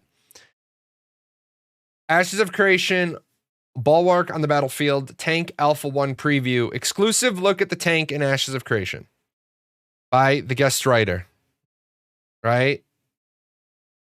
Category development journals. So this is them having released a press release. This is them releasing a press release directly to MMORPG and not having that idiot at MMORPG.com trying to read the press release and make something of it. So they wrote their own article, which is good, which is fine. This is actually really good. I like the way they did this. So what they're doing now is but now here's the problem. This is clearly a marketing piece. So when you do a clear marketing piece and then you feel that you have to add a bunch of caveats to it, then why did you do the marketing piece to begin with? You know what I'm saying? So there's some concern there. There's just some concern. I don't think there's anything wrong with it. I wouldn't have backpedaled. And I didn't see the conversation. So if all Steven was doing was saying the visual effects are placeholder, if it, you know what I'm saying? I got to go look at the context of the statement. I don't think there was anything wrong with the tank video at all. I think it was a marketing piece. I think that they I think they did a good job. I don't think there's any problem with it. I think the mobs we saw in the background are good. So I don't have a problem with this video at all. I wholly embrace it as a marketing piece and I say run with it. Let's look. I'm going to look at the context of what Steven said. I want to look up the context. What Steven said was, will we get European servers this coming test? Not likely until March. And then Steven said, the visual effects are very placeholder. It's easy in development to share visual effects types early fire elementals, to purpose those across many skills, and do we still up the additional elements in a oh, so he wasn't backpedaling, it was explaining. Then yeah, we're good, we're covered. There was no backpedal here. He was just saying that he was saying that we're reusing visual assets because we don't have our full library of visual. Yeah, we're good. Yeah. I think the tank video was very good. I think it was a great marketing piece. I hope that it gets well over 100,000 views. I honestly hope like Asmongold, when he comes back to streaming, or one of the other big people, take a look at that video live and say, hey, we got an update from Ashes of Creation. Let's take a look at it. I would love to see that happen. A good statement from Steven there. Yeah, it was a very good statement. I think that Intrepid needs to sit down. Intrepid needs to sit down and they need to decide that they are going to educate the gaming community. And then they need to go, like I said, they need to do developer diaries. One of them, ops sustainment development. And you don't have to go back to do the developer diaries like you did, telling us what you're doing for Ashes of Creation. I think just the very statement, just the very concept of Ashes of Creation taking time every month to educate gamers on how games get development is the single greatest PR move they could make, without showcasing everything, without pulling back the curtain, without inviting people behind the curtain to see the Wizard of Oz. All they have to do is educate people about how do you go, and now all you got to do is show footage that you've already shown, so you're not showing anything new. And then literally, did I just say literally? Because you literally should never say literally. All you got to do is come to this point right here, where you're using this fire effect again, right? And then literally talk about that. Talk about it. Be like, okay, so one of the things that you may have noticed when we did the tank video, B-roll, is that when you saw Shockwave, the effect of Shockwave looked very similar to Transition, this ability. And the reason why is because we don't have our full library of effects built. One of the things you need to realize is, until we're sure how many poly count we want, we're only going to develop a handful of those side effects, because then we'll figure out the poly count we are going to go with, and then we'll ramp up production, blah, blah, blah, blah, blah, insert a bunch of, marketing speak. And then there you go. You have a video that is low threat, and any low threat video that produces anything better than low results is a success. It's not a reach that a good number of skills on the tank class generates threats. I feel like slapping generates extra threat on every tank ability 1 to 10 is an overreach. Could that be placeholder? I think tank gameplay should include decision making to do more damage or using taunt skills which is killed if every ability has this tag. Here's the thing. Just because every single tank ability labeled right now says that it generates extra threat doesn't mean that those abilities are all going to stay in the 1 to 10 range. What they're doing, again, is we're going to go with these abilities. And then through testing, they may say, nope, this ability needs to go into the 20 to 30 range. This ability needs to go into the 30 to 40 range. And aggro on an ability. I'm gonna grab something real quick just so you guys can see like the complexity. And this is an XML file local that you can get for 7 Days to Die. But I'm gonna just it's for those of you that are like, I have no idea. For those of you that are like, I have, ask me again later. No, I don't want you to ask me anything. For those of you, fuck off, Microsoft Edge. For those of you that don't have any idea about game design and development, one of the things that you have, and like I said, again, guys, this is an XML file I'm going to show you, right? This is an XML file, but it gives you a little bit of insight into the tweaking that they can do. So, not window capture. I need, yeah, window capture. All right. So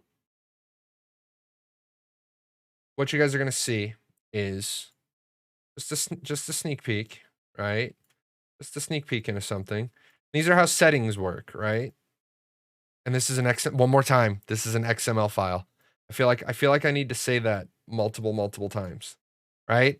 So what you have is on your PC, you play 7 Days to Die, right? And you're tired of taking forever to drive around the world. So you open up the XML file and you come here and you're like, oh, I want my velocity. I want my velocity to be faster. So you're on your motorcycle and you're tired of moving at 9 and 14. Well, you open up the XML file and you decide to say, I want to go 15 and 21.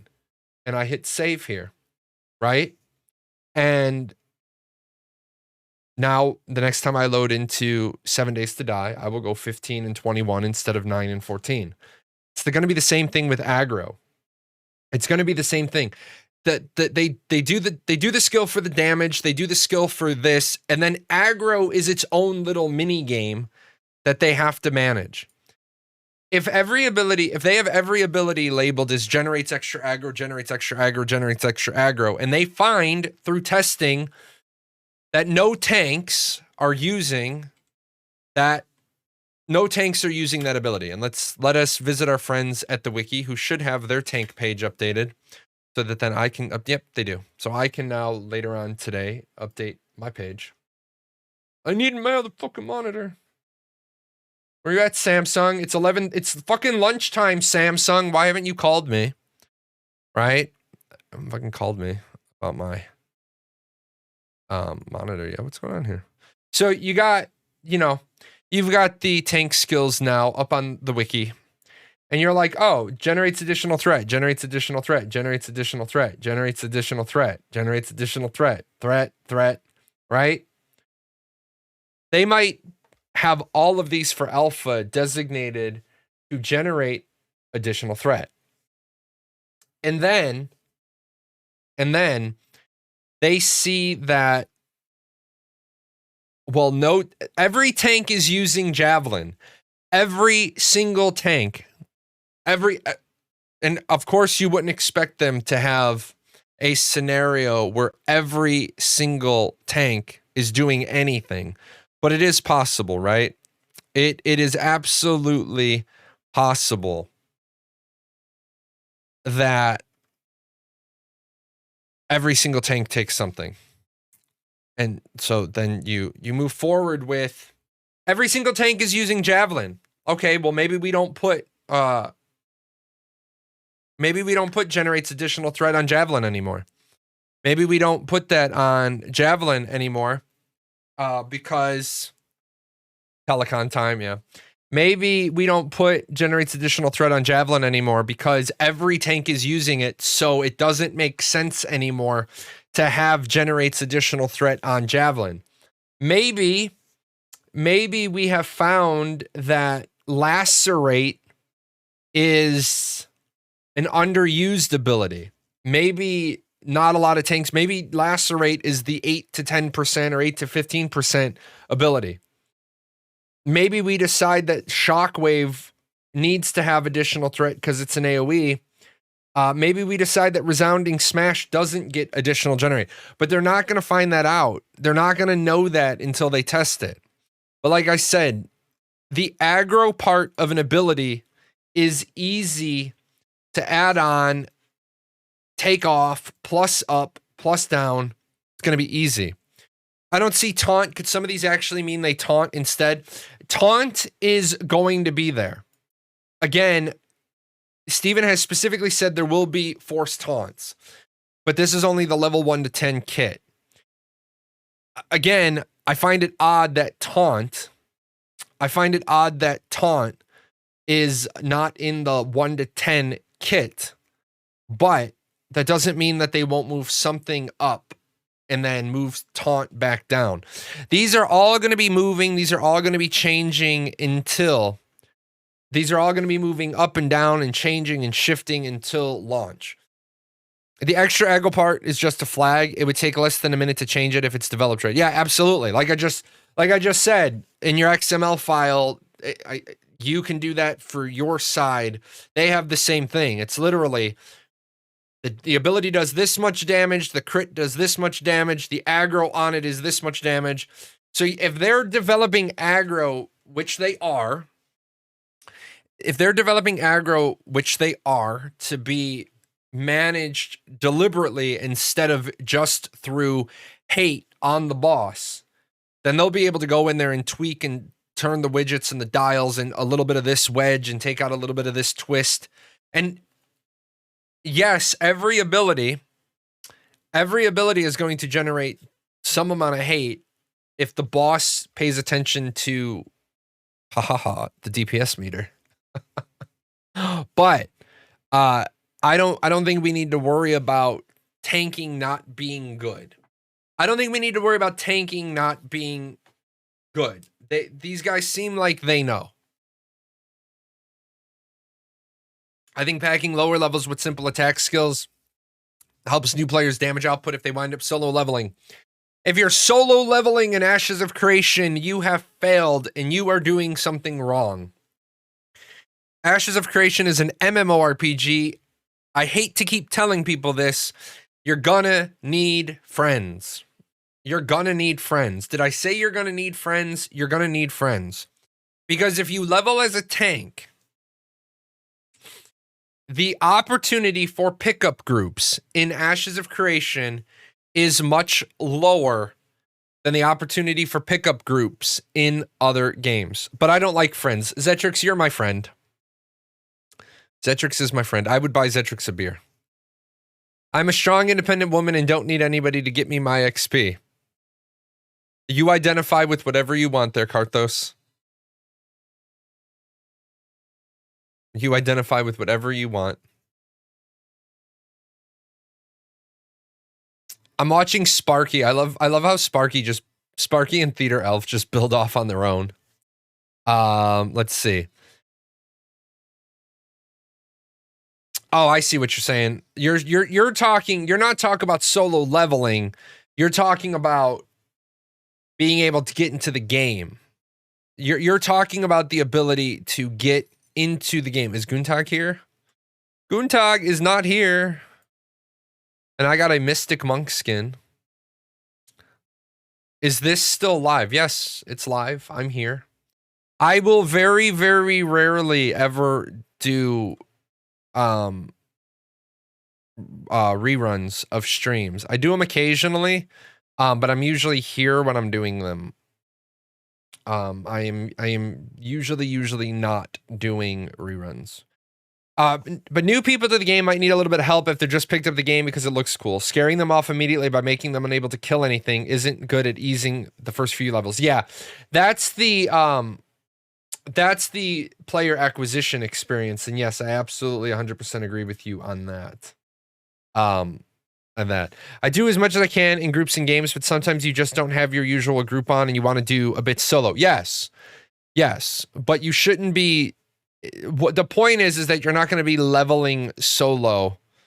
You're not going to be leveling solo throughout the entire game like you do in, say, Final Fantasy 14, where you barely ever need another player. I need to get another tea. I also needed to do something else. Something else distracted me. The hell was it?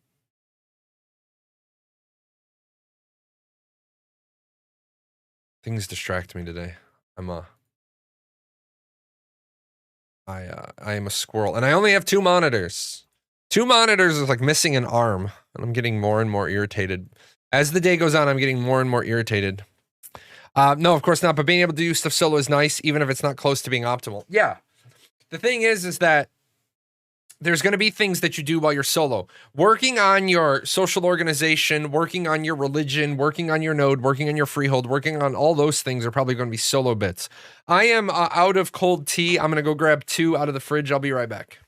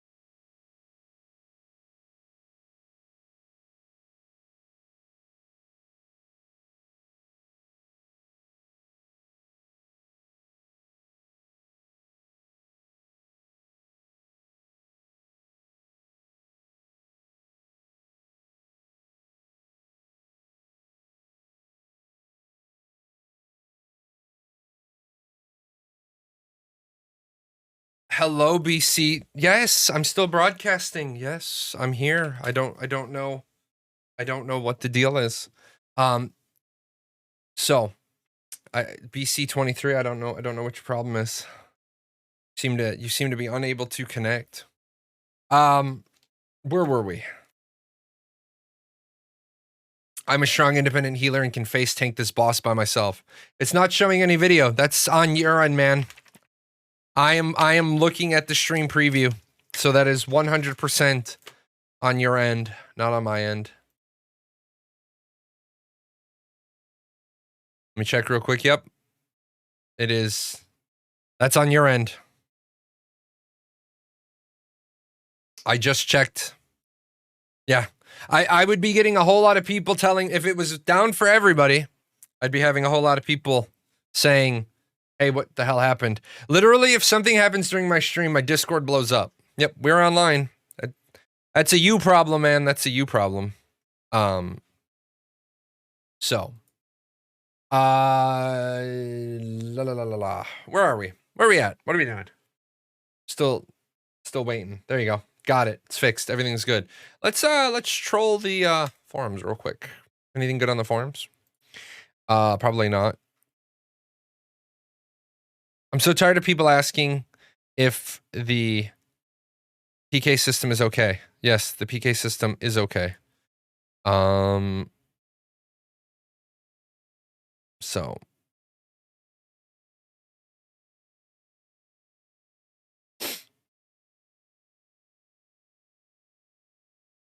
somebody said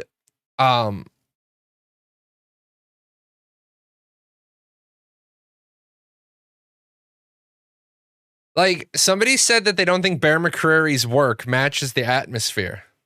Don't know if he matches the atmosphere. My hopes before I too heard it was McCreary was Jeremy Soule. Bear McCreary is absolutely amazing. I don't know how anybody could think Bear McCreary won't be able to pull off the music for Ashes of Creation. That just boggles my mind.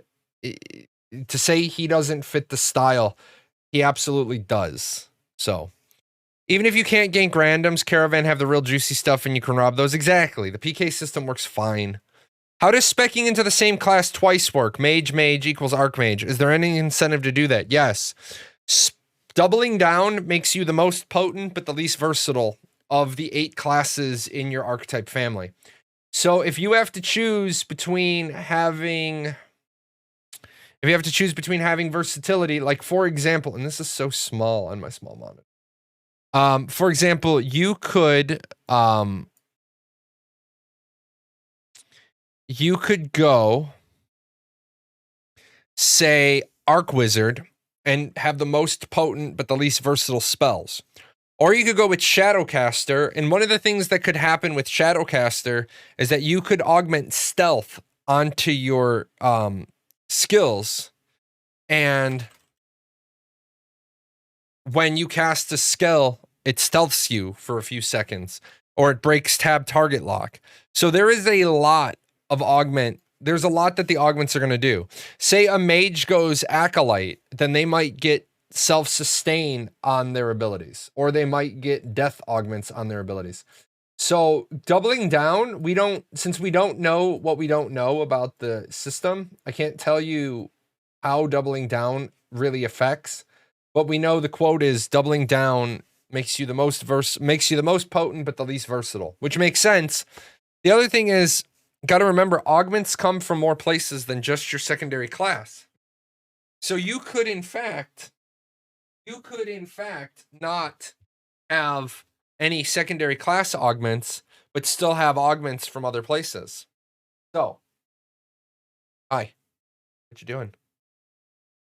You destroyed the water dish last night. Is this you coming to say you're sorry? No kitties could get drinks last night. You know that? You denied everybody water for like 12 hours. Well, it wasn't 12 hours. Like 6 hours.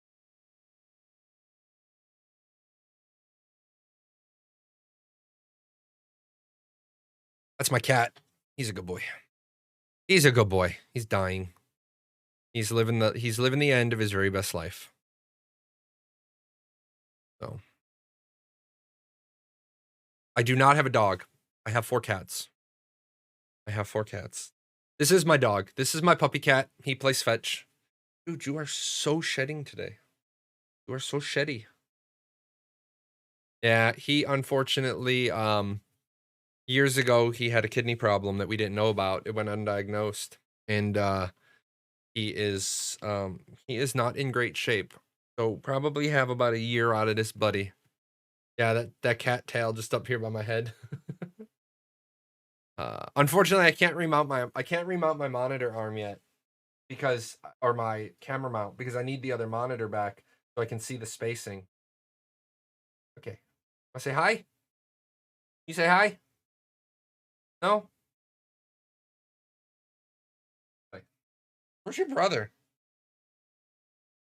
Your brother's usually in here. He's not in here either. 2 of my cats have health issues. My daughter's cat's thyroid has gone bonkers, so she has to be medicated 3 times a day. She's also an orange tabby. She's 12 years old and she's got no teeth on one side of her mouth. So we don't tell my daughter this, but her cat's probably not long for this world. And then we probably won't get the next generation of cats until we move to Florida. Because I ain't staying where there's snow. Can't do it. My back is killing me. I can't stay where it gets cold anymore. My back is literally completely locked up and I want to cry.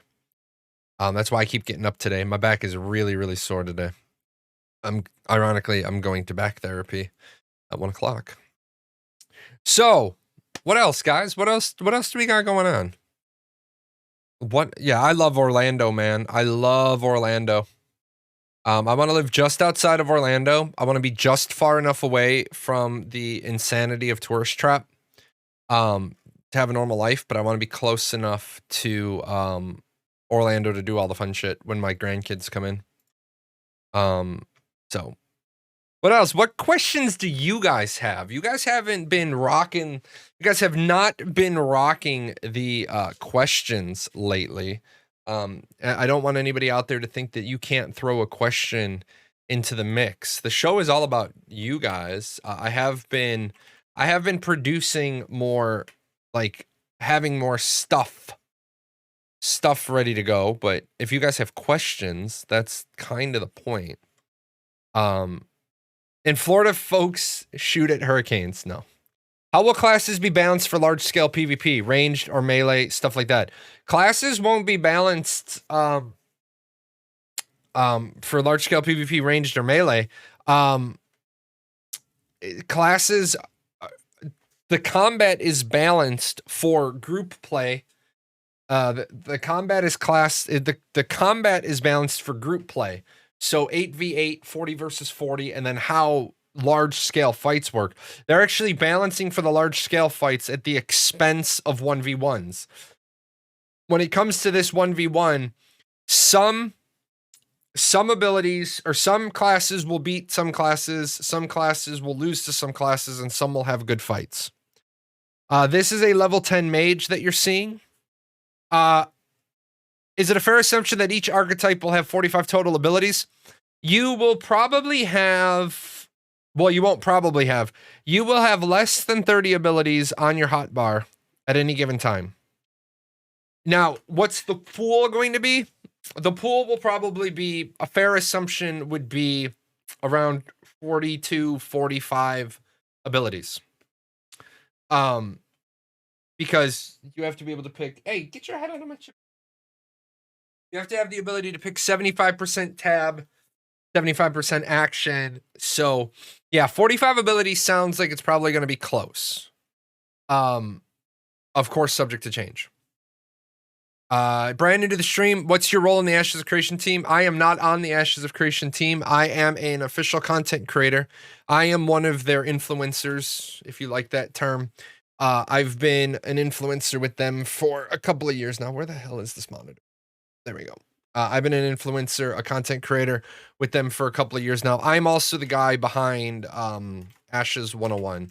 I'm retired, so I take my knowledge of the educational system and my knowledge of the video game to write a textbook for the game.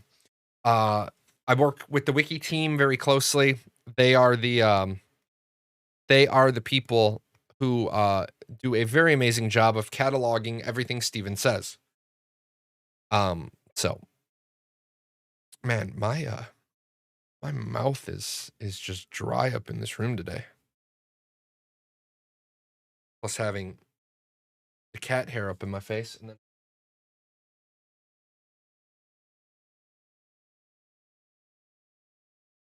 how to retire early like me. Hard work, man. Hard work, and then have the military shatter your upper arm with a surgical pin. You know. I mean, the total pool will be 45 since they've shown 9 abilities for all the level 1 to 10 vids.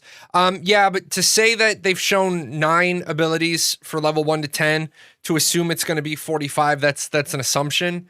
Also keep in mind that the way characters normally develop in games is you're going to have a lot of abilities early and then less abilities as you go. Also remember that your skill points are going to go into multiple things, not just abilities. You have to pay for your weapon skills and your passives as well. So, do you know if the game's seasons will be meaningful, affect every biome? They recently showed off a tropical biome, and it would feel just a bit off if it snowed there. So, not every piece of weather will affect every biome. That's not to say that as they get time to develop, like, so what you're saying is absolutely true. You're not going to waste a bunch of time when you have 18 biomes. You're not going to waste a bunch of time at launch, doing a sandstorm in the Arctic biome or a snowstorm in the desert biome, because the likelihood of those things happening is going to be minimal. Now, one of those things Steven talked about on Sunday, and he's talked about in the past, but he talked about expansions. You could have an ice dragon in the desert. And so Bacon and the environmental team, they do take time to make a event happen, but that's going to be where you have your ops team, your sustainment team, and your development team. Those monthly or bi-monthly or annual, biannual updates. Sure, you could decide that this part of the world is going to get an event. So yes, you do make it snow in the desert. But no, when you have 18 biomes, you are not going to apply every season to every biome. Deserts should be able to gain frost though, as usually real life deserts become uber cold in the night. True, except ... If you want them to make a completely accurate depiction of the world, then we'll get the game in 2030. People need to remember that there is good enough. There is good enough. And the good enough part of that is you need to you need to get to launch. You of course want to have the game be as perfect.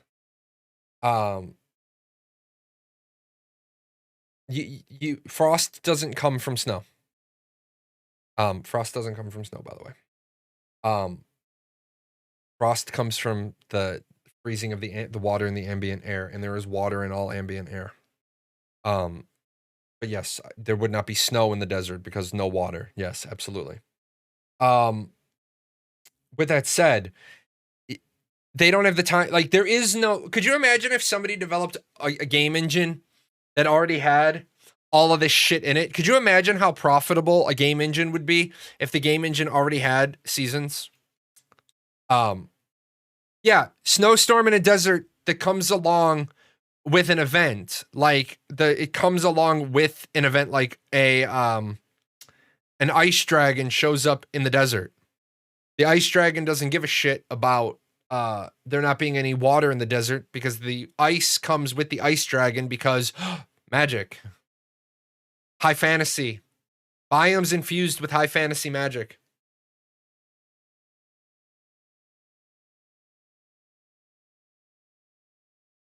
I lived in my desert all my life. I can tell you with certainty that deserts have snow. A lot of snow. Deserts in the winter are fucking cold as hell. Yes. However, I would not say that every desert gets snow. I would not say that every desert gets snow. Have fun in class. Go learn something. The reason why I would not make the statement every desert gets snow is because I'm going to be completely honest. I've never had this thought until just now. And I've never actually studied the weather patterns of every desert on the planet. So I would not make the statement that all desert gets snow. I would not make the statement that I know some deserts get snow. So I wouldn't make that. Oh yeah, I wanted to share with you guys. You know how we talk about the uselessness of most of American education? Know how we get we talk about the uselessness of most American education. My daughter comes home last night with a biology project, and it was taxonomy. And I said to her, I was sitting right here. I was finishing a game of HOTS. She's standing next to me asking questions about kingdom, phylum, genus, or kingdom, phylum, order, genus, species. And so I said, yeah, so Bloom's taxonomy. And she's like, who? I said, Bloom in taxonomy. And she's like, who's Bloom? Just so can you go get your textbook? We don't have a textbook. Can you please open your notes and just search for the word bloom, Bloom? And she says to me, it's not in there. I'm not saying that this is a bad teacher, but I am saying, how in the fuck are you presenting taxonomy without talking about, kind of the progenitor of the taxonomy thing. And then her assignment was to do, classify aliens into kingdom, phylum, genus, and species. And I was like, well, that's almost fucking useless because you're doing kingdom and phylum, but you're not doing class. And I was like, whatever, I'm not going to interfere with my daughter's education because let's be honest, the last time I used Bloom's taxonomy was probably when I was learning how to be a teacher and I had to endure somebody else teaching me that shit. You're never going to need that. So look at all these fucking, taxonomy is pretty fucking useless. Absolutely. And then it was like, they were like, and make up Latin names for them. Come on, you're wasting the fucking kids' time. Yeah, her assignment is to make fan fiction classification. Basically, they gave her like 19 aliens. Like 19 aliens that she had to classify into kingdoms and species. And I was like, this is fucking useless. This is a useless fucking assignment. But then again, that is most of American education anymore. That shit it's probably on the state standards for biology teachers, and that probably isn't been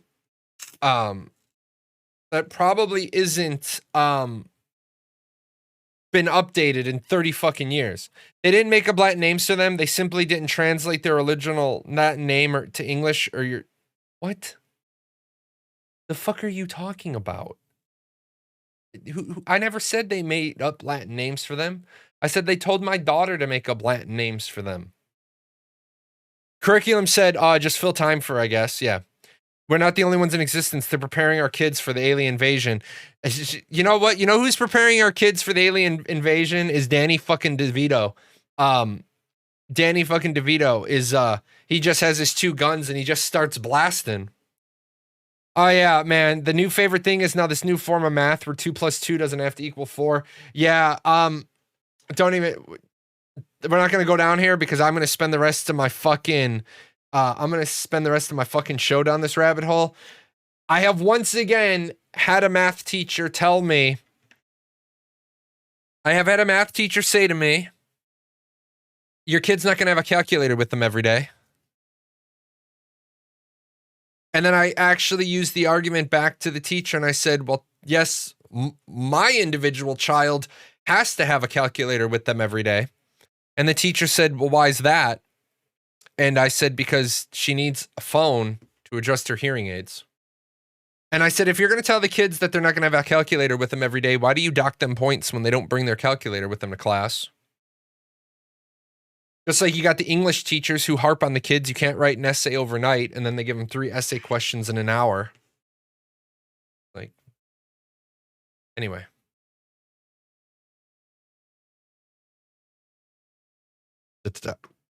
Let's do biomes.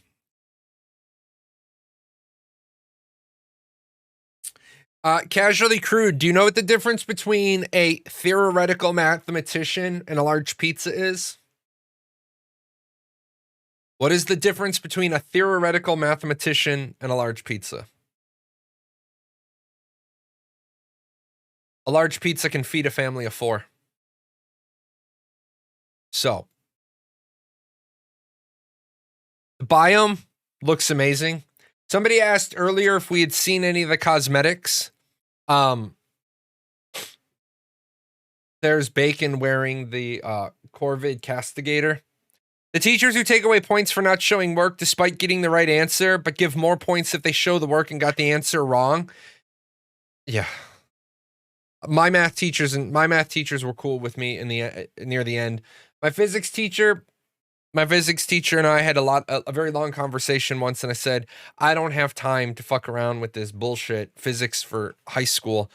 I'm not a science major. I'm not a math major. I'm already in the college, but I need 1 more science credit at the high school.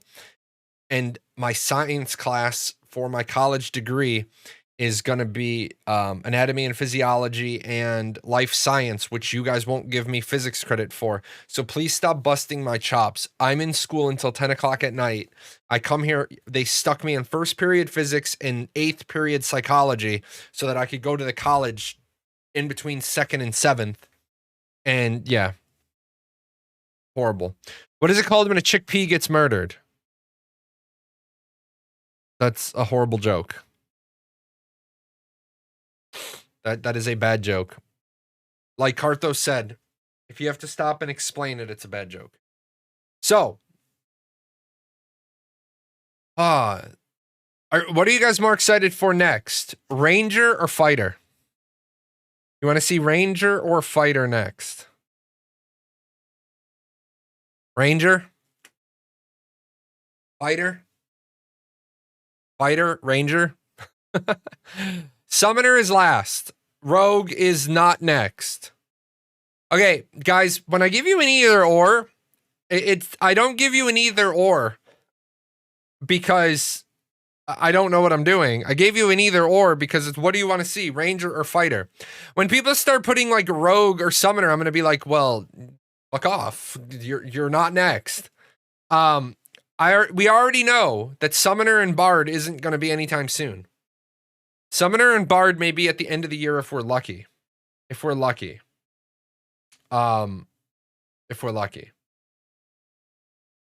Really though, they need to hurry the fuck up.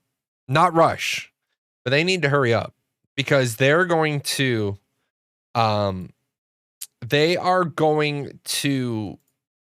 basically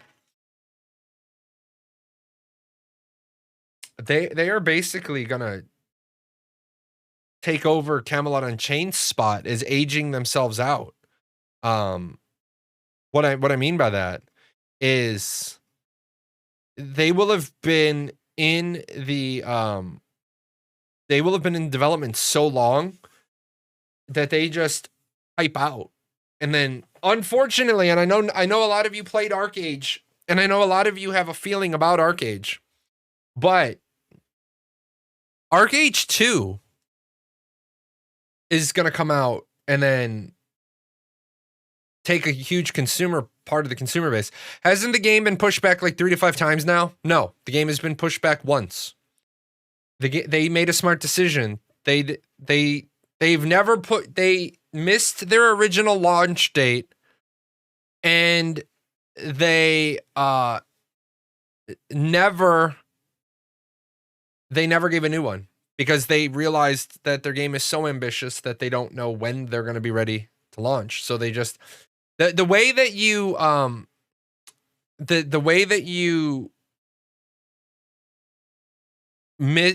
don't miss any more dates is you don't do ready, aim, fire. You do ready, fire, aim, and call whatever you hit the target. So it's a standard thing in project management. So in this regard, I can really defend Intrepid really, really well. I can defend Intrepid really, really well when they do good project management decisions. When they do good project management decisions, I can defend them because you don't have to like the answer to know that it's the right answer. Because in project management, there is ultimately two ways to get to your launch date. There is today is today and I need it by X, or today is today and here's a bunch of money and when am I going to get it? Those are really the only two project management styles. I know a lot of people are going to be like, well, there's agile project management and there's this and there's this. I'm like, yeah, but at the end of the day, there's only two philosophies on start day. And I'll give you an example. One of the projects that I'm working on is my trip to Orlando. My trip to Orlando today is today, and I want to go to Orlando in October, and I got to do all X, Y, and Z between now and October, to make that happen. But I don't have a date in October. I have 2 dates in October I can aim for. So it's today is today, and how long is it going to take me to get the trip planned and everything, and freeform, no final end date. And then the other project I'm working on is Christmas. It's February, Jay. Yeah, it's Christmas.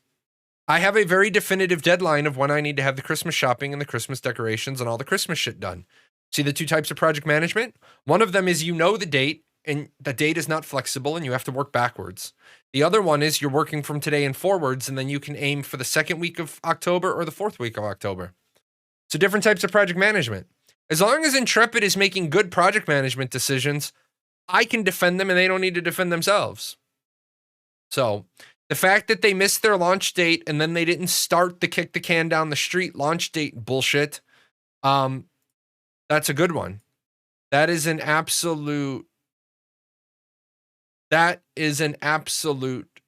good way. Is this still the Ranger fighter discussion? No, man, we jump around all the time. You know that. We don't stay on anything at any given time. We jump the hell around. We are Malcolm Reynolds. We don't have a sail. Our rudder is busted.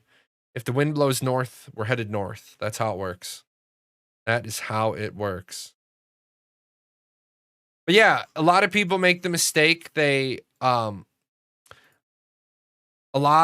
the land goodbye. A lot of people make a mistake, and what they do is they say, "Oh, well, we didn't have it done. We didn't have it done on time, so now our next deadline is this, and our next deadline this. Our next deadline is this. Our next deadline is this." And you never actually get there. Is ArcH 2 going to be made by the same team that put out Unchained? What do you mean by put out? What do you mean by put out? Because ArcH is not distributed by the owners of the product. Gamigo, no. Gamigo owns the distribution rights to ArcH and ArcH Unchained. Kakao just bought XL Games. So I doubt that Kakao is going to give one of their European competitors the distribution rights to one of their games. Now, with that said, I don't know what the contract looks like. I haven't seen the contract. I will say this, however, I never want to see Crolin's name attached to another project ever again. There are very few people that I'm not willing to say bring some value to the table. If you guys don't know the story, I was banned from being an official ArcH Unchained content creator, even though the Gamigo marketing team saw my stuff, fell in love with me as a content creator. The way I did ArcH 101, I had the website, I had the streams, I had the videos. I have some of the most viewed ArcH Unchained videos on YouTube. The Gamigo marketing team was absolutely in love with me, and we were doing deals. The Gamigo team, the former Tryon employees, were like, "Oh hell no, oh hell no." Fine. In the end, the Tryon team that became the Gamigo team figured out that when you got a guy that's streaming to 400 or 500 people and is in the #1 slot every time he's streaming, you don't just box that guy out. They realized it so much that even though we weren't friends, we weren't colleagues, we didn't work together, I sent a list of 12 questions into Crolin, and they literally went straight down the back half of one of their live streams was, "We're going to talk about everything the Paradox Gaming Network sent in," and it was literally ... That was good. That's called business. Business is you don't take shit personal. If you're taking shit personal in business, you're already losing. So I generated a lot of hype for ArcH Unchained, and Crolin said, "I give you my word, it's going to change," and it never changed, and that's why I never want to see Crolin again. I never want to see him at any company for any game that I play, because when you say I give you my word and you can't make it happen, and then you don't quit, right? And you don't quit, and then it means you have no integrity. Sorry. Somebody said, on average, will a cosmetic be a reflection of the bio area you are gathering, crafting, questing from? That is a good question. Will a cosmetic be a reflection of the biome area you are gathering, crafting, or questing from? That is a good question. And I'm going to say probably not. If I had to guess, I'm going to say that the cosmetic will be a reflection of... The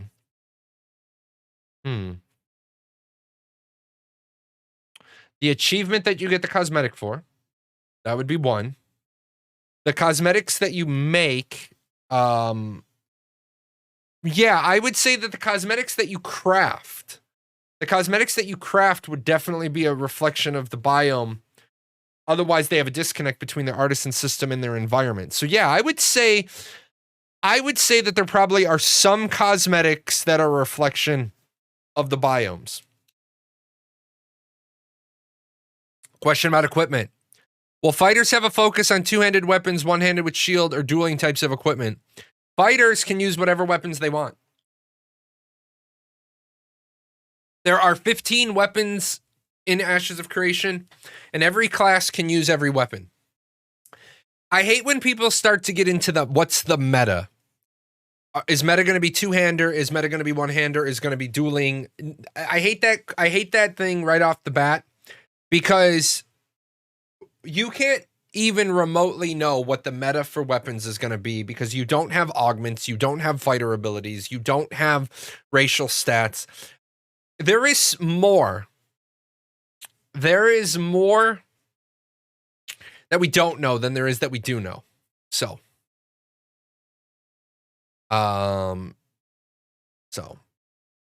yeah, I don't speak that language.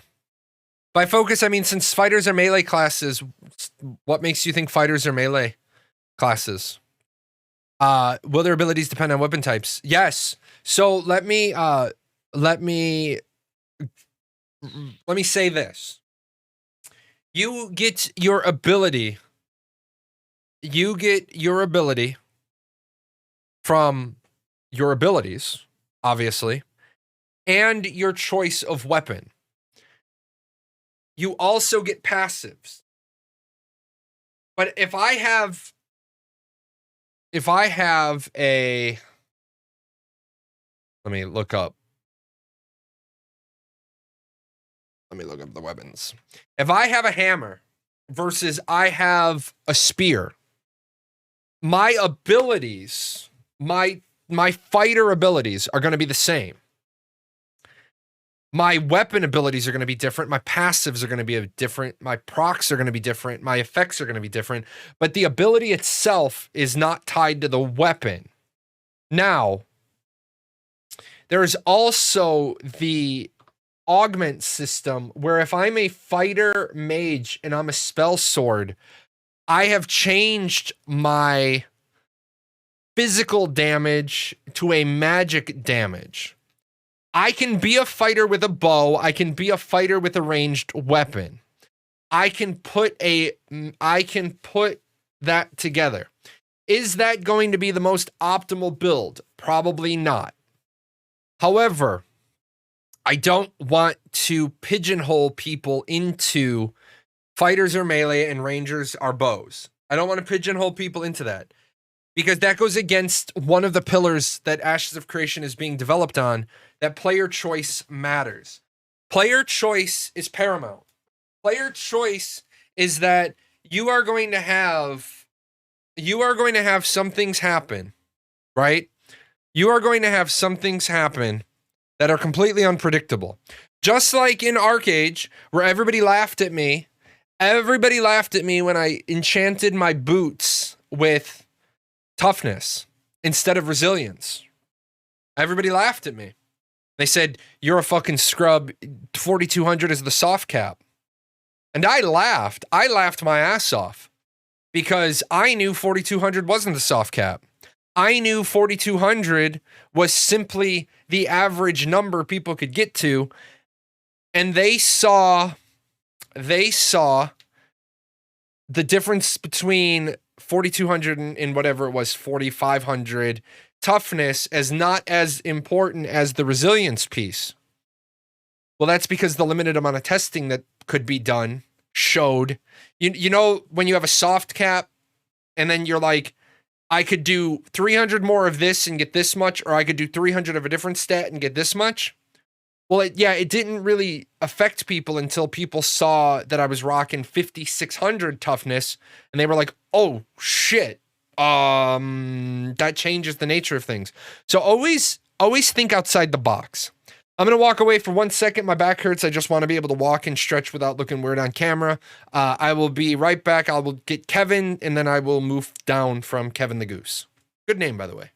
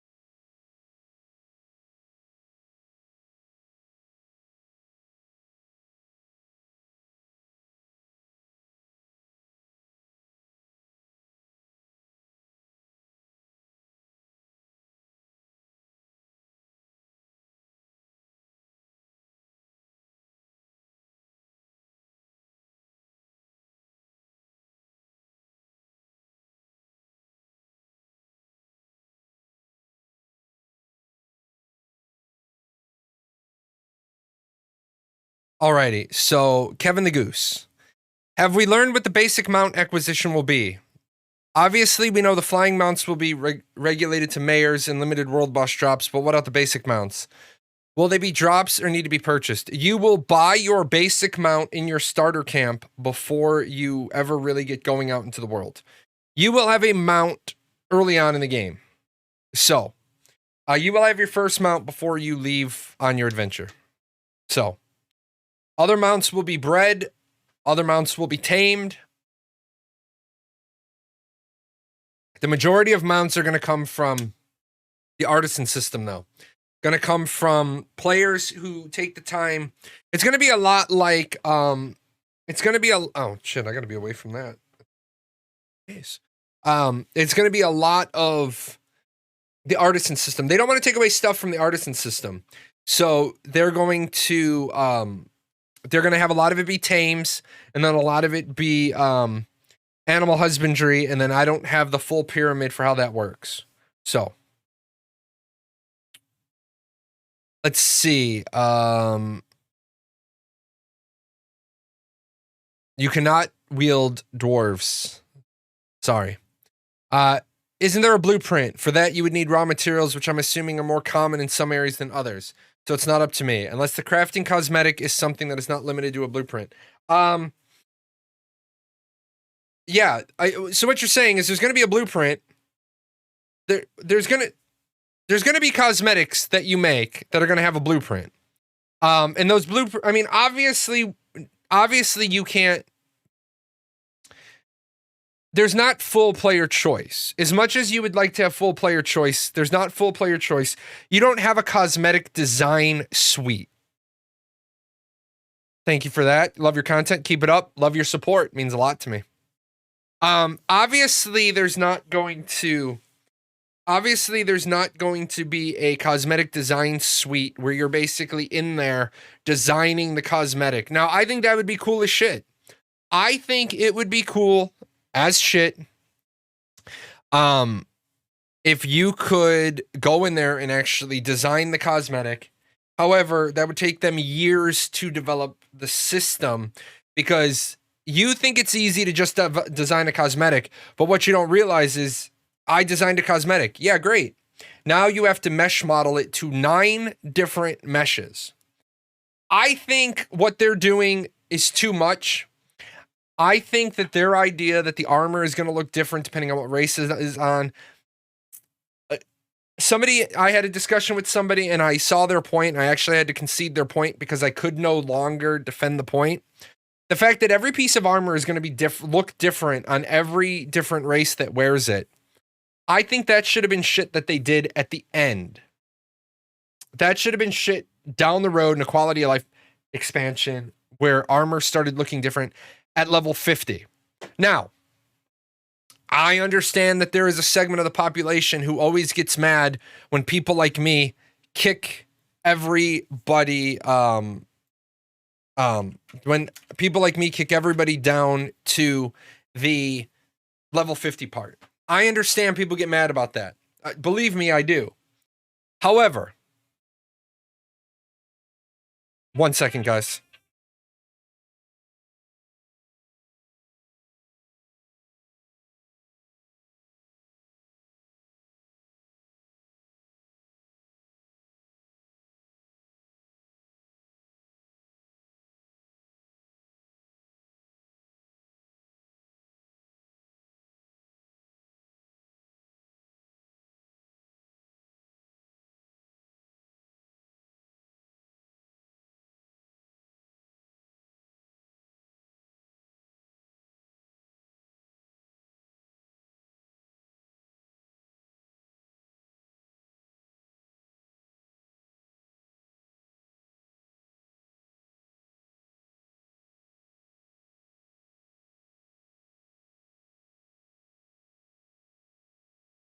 It's always so funny when they do the screener with me.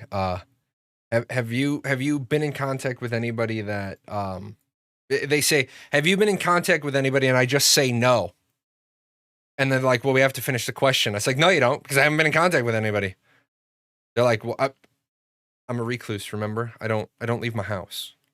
I like how ESO handled racial armor with motifs unique to the race, but can be learned by other people and don't affect stats, just appearance. So here's what I feel, right? Here's what I feel. I feel that they should simply make it so every piece of armor looks like a piece of armor until level 50. And then at level 50, you can spend all the time in the world you want making the armors look specific to the races. And here's why. And I understand people get mad about this. I understand people get mad when I kick everything down to the do it at level 50, do it at level 50, do it at level 50. Who fucking cares what your level 10 armor looks like? Okay?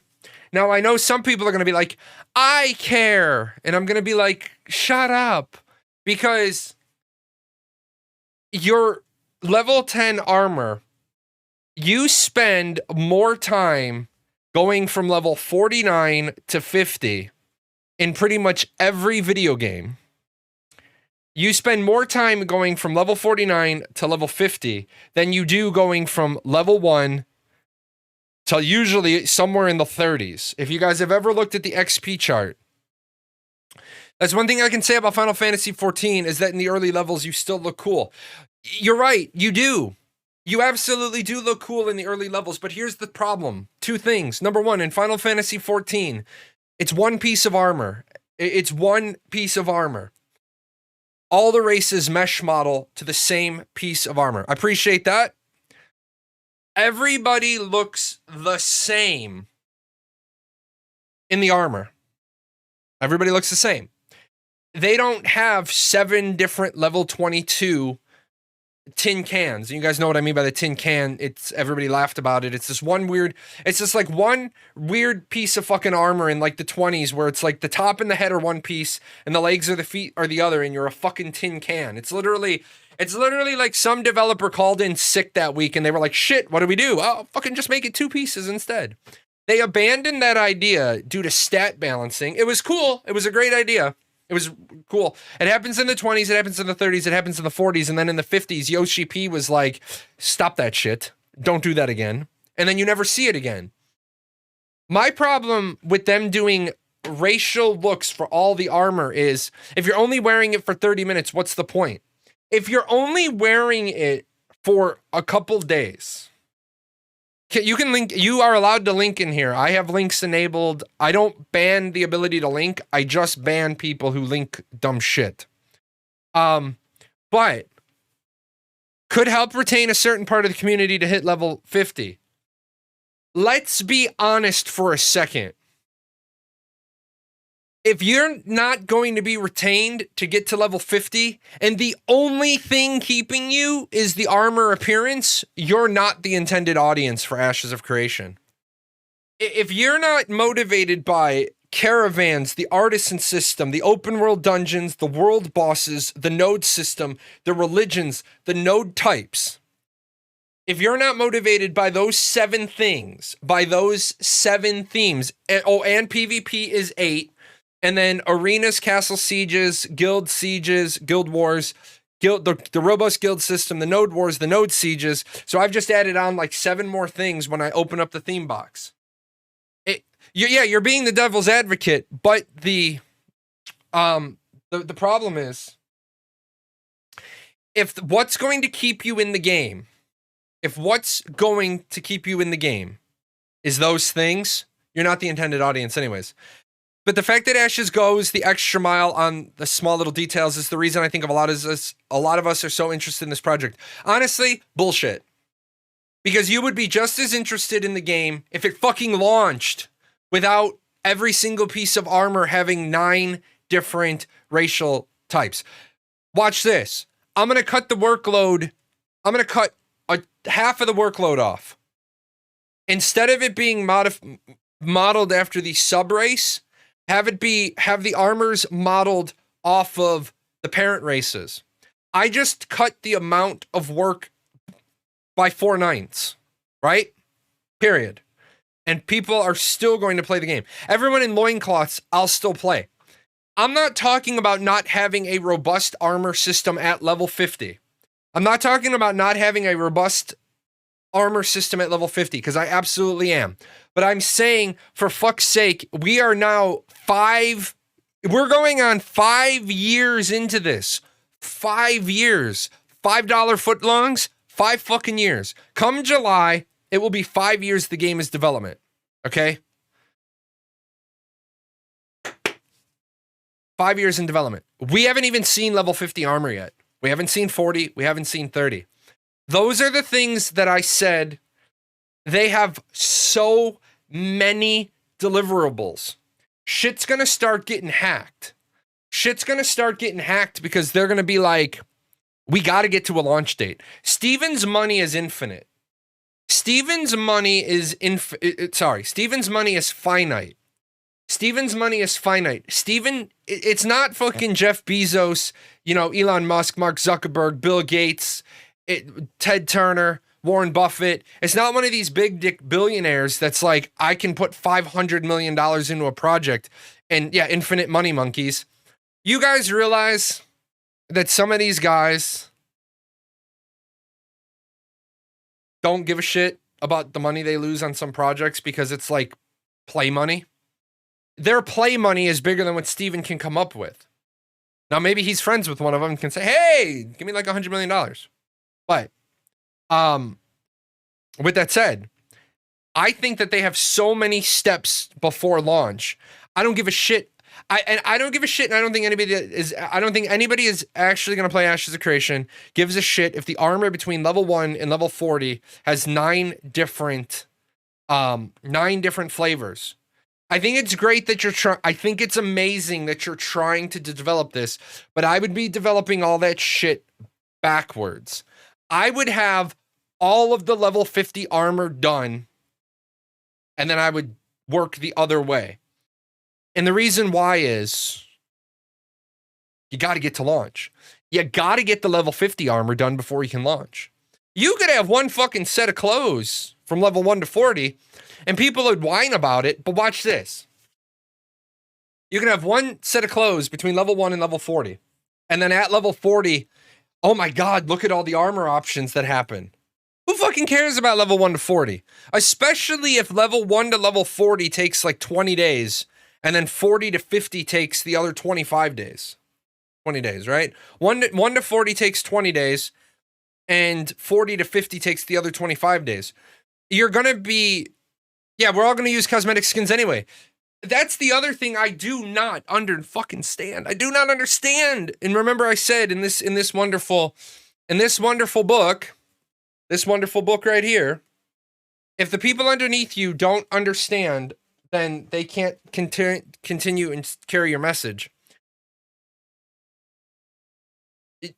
If you, you're going to be Mr. Transmute. So you're going to be doing the same thing, just a different flavor. If you have monthly cosmetics, right? If you have monthly cosmetics that look this good. Now, I don't think these ones look particularly good, but that's personal taste. I think they're designed well.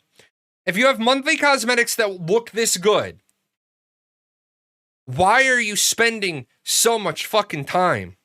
So much time on the level 1 to 50, the level 1 to 45 armor having 9 different flavors, because either you believe that the majority of your community is going to buy cosmetics and that's how you're going to keep your company afloat, or you believe that people want to have good looking armor.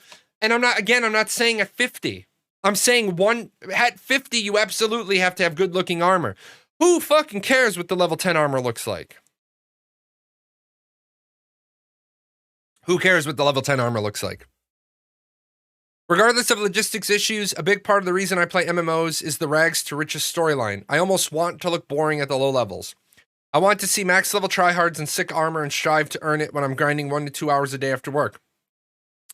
But then this game isn't for you. Because I'm going to look badass on day 1. Right? I'm going to look badass on day 1. And you're going to follow the rags to riches storyline. And you're not rags to riches in this plot anyway. You are a chosen hero. Hand selected. You're not a pauper. You're not an adventurer who's coming back, after 5 years of retirement because you took an arrow to the knee. You are Billy Badass. You are showing up because you are Billy Badass. You are literally coming through the portal from Sanctus. If you guys know what an Advon team is, it's advanced team. You are showing hey, we didn't choose you first. We sent another team ahead, but you are chosen second. Get your ass through the portal. Didn't Steven say the purchasable cosmetics will be achievable in game? No. He 100% said that is not the case. The purchasable cosmetics have never been slated to be acquirable in game. Period. If people are investing cash in cosmetics, they are committed enough to hit level 50 or have an access to disposable income. True. Why the fuck do you wear rags when you're sent to save the world with full armor and shit? Exactly. Maybe lower in the game, I'll have a big swing in COD piece, but I compare my progress to other players' progress on 10 PCs. But you won't be comparing your progress to other players' progress. You'll never see my armor. You'll never see the majority of people's armor. You'll see the cosmetic that they choose to allow you to see.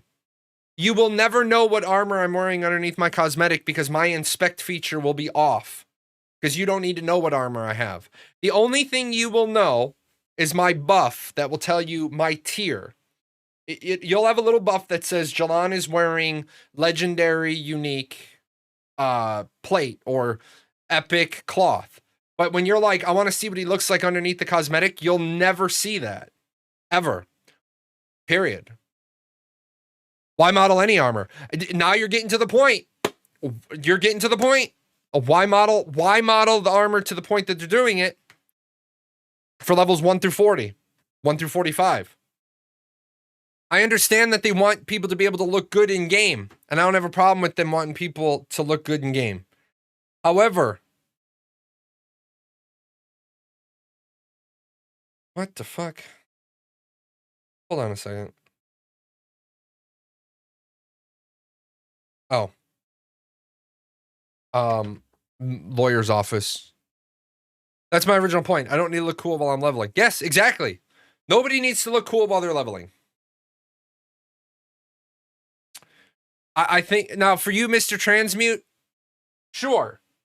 But I don't think you need to have as much work as you're putting on yourselves from level 1 to 45 in order to make people happy. I think as long as you have decent enough looking gear. And what I mean by decent enough is this is the level 1 gear, this is the level 10 gear, this is the level 20 gear. Make the gear all look the same across the 9 races. Because all that's going to happen is you're either going to have a robust set of you're either going to have a robust set of gear at each level and you're going to have multiple pieces at multiple level, or you're going to have less pieces per level because you have to model it 9 times. Had a friend in ESO that spent 100K on making his character look sick at level 20, and then 5 levels later, he outgrew that gear, and it was pointless. You know, it's like I tell people in Final Fantasy 14, when they're first starting, I say, don't even bother about your gear. Don't even give a shit about your gear from level 1 to 50.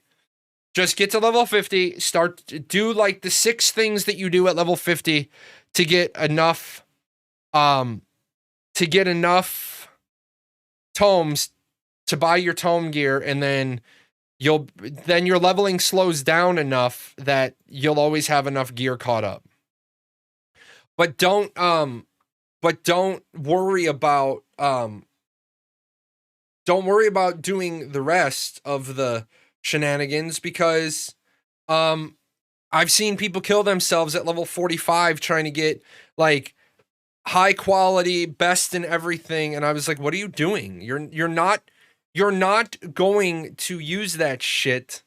You're not going to use that shit anymore. Equitable cosmetics, both from a quantity and quality standpoint, are achievable in the game. Yes, equitable cosmetics from a quality and quantity point. That doesn't mean the ones that were in the cash shop. That just means equally good cosmetics. Equally good cosmetics will be available in game. Okay. That doesn't mean the ones that were on the cash shop will suddenly be available. That's not what that means. It means equally good, but not even. And Steven just, I did an entire video on the cosmetics where I talk about what Steven said. So a lot of people thought, and I was as well, I thought that statement meant that reskins or recolors or variations would be available in game, and that's not what it meant. What it means is cosmetics achievable in game will be on par or even more elaborate than the shop skins. It doesn't mean that there's going to be a recolor of the Corvid Castigator. It means that there's going to be a one that is equal quality. Like, you won't find a recolor of this armor in game. And equally good in Intrepid's opinion, not yours. Yes, exactly. So, what I am concerned about, though, that they keep doing monthly cosmetics. And shit, man, they could end up having another 60. No, I don't want to say 60. They could end up having another 48 months of cosmetics to make.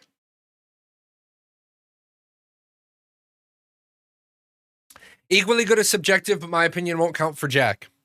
Well, why do you worry if Jack is counting your opinion? Maybe not excessively as they are going, but you need to make them regardless to some degree. NPCs for each race will need clothing and gear. No, and I absolutely agree with that. However, it is one thing to have the game. It is one thing to have the game ready to launch and be working backwards and adding more flavor. At the same time, NPCs don't give a shit about wearing... NPCs, not guards. NPCs don't give a shit about wearing gear of the appropriate level. So, number one, you have your 60 or so already done full body cosmetics. Number two, you have all of the gear that you've ever made that your NPCs can mix and match from. I don't think you need to have as much armor as they're doing at the low levels And you said, I saw somebody say, I still want variety in the armors. I don't want 40 clones fighting a boss. It's fun to have some sort of unique way you look in the early game. Come on, let's be honest. Nobody gives a shit about how they look in the early game.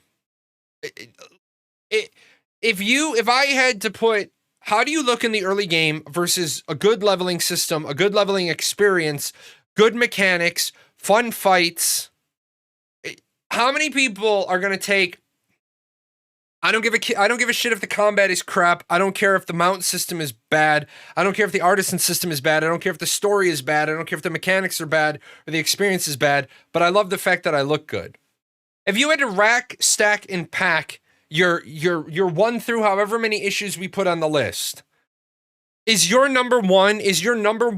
first round draft pick for the one issue you want Intrepid to worry about the most of all, gonna be how I look. It's okay that the combat system is shit, but I love how I look. I agree with Sarah on this one. If everyone looks the same, it won't be nearly as immersive. You don't think it's either or, but it is either or. That is what stratifying a list is. That is what stratifying a list means. It means you get to pick one thing. What is your biggest concern? I don't give a shit if we all look the same in Power Ranger mode. If the gameplay is amazing, if the fights are fun, if the content is great, I don't give a shit what we look like. I don't play the game for how we look like. Now, some people are, I agree. You say it's not an either or, but it absolutely is. Because that is what happens when you have, where do I put my efforts? Where do I put my efforts? Do I put my efforts on the mechanics or the cosmetics? I really like having a visual that we all come to the same area and we develop together. That, in case, means we'll have several people playing, having the same chest and helm, for example. But you're not going to. Because, like I said, number one, the majority of the player base is going to slap on a full body cosmetic. It really comes down to Intrepid, how many engineers, artists they have, how they manage the team, and what they choose to focus on. It really doesn't. It really doesn't. Because an organization can only have one priority. An organization can only have one priority. And then they have a second priority and a third priority and a fourth priority and a fifth priority from 1 to 300. But it's called the stratification list. Do you have any idea what the UI is? I know that can change through the development. The UI is not even remotely done. They've been working on the UI for a year. They have a UI developer with several years of experience on some big name titles. UI is something that they're going to show you later because they don't need you to see the UI early on. They don't need you to see the UI early on publicly to know what they need to change. They're probably not even happy with their UI in-house yet, so they're going to keep using a placeholder UI because it stops other games from copying that UI and making clones. Let's see. Don't delay release for the level 1 to 10 Blink. Yeah, basically that's kind of what I'm alluding to. Build the level 50 gear and then work backwards. It's great that you're still doing tweaks and polish on the early level gear. However, you can't launch the game until you have the level 50 shit done. Departments can have different priorities. No shit.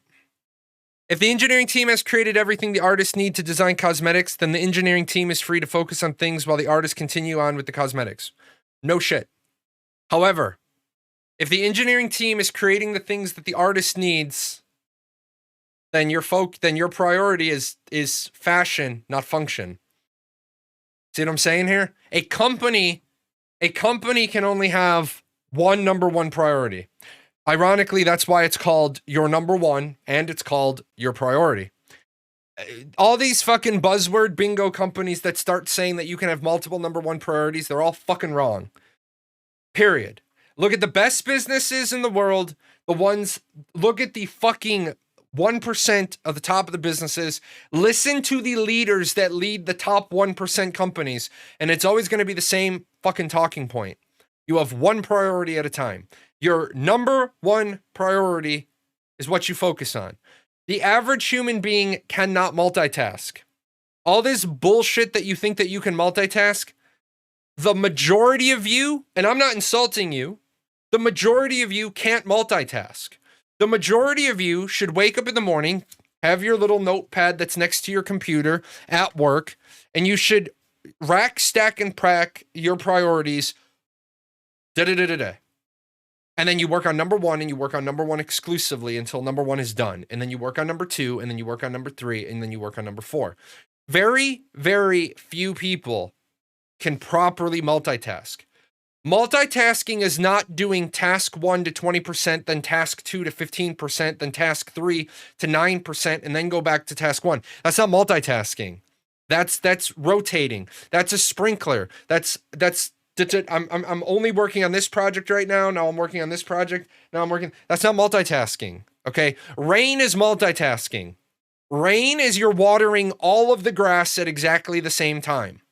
A sprinkler that's shooting back and forth is only sprinkling a part each pass. Most people get into this multitasking fucking mindset, and I've seen books on it, and they make me laugh. The books tell you about multitasking, but the book is divided into fucking sequential linear chapters.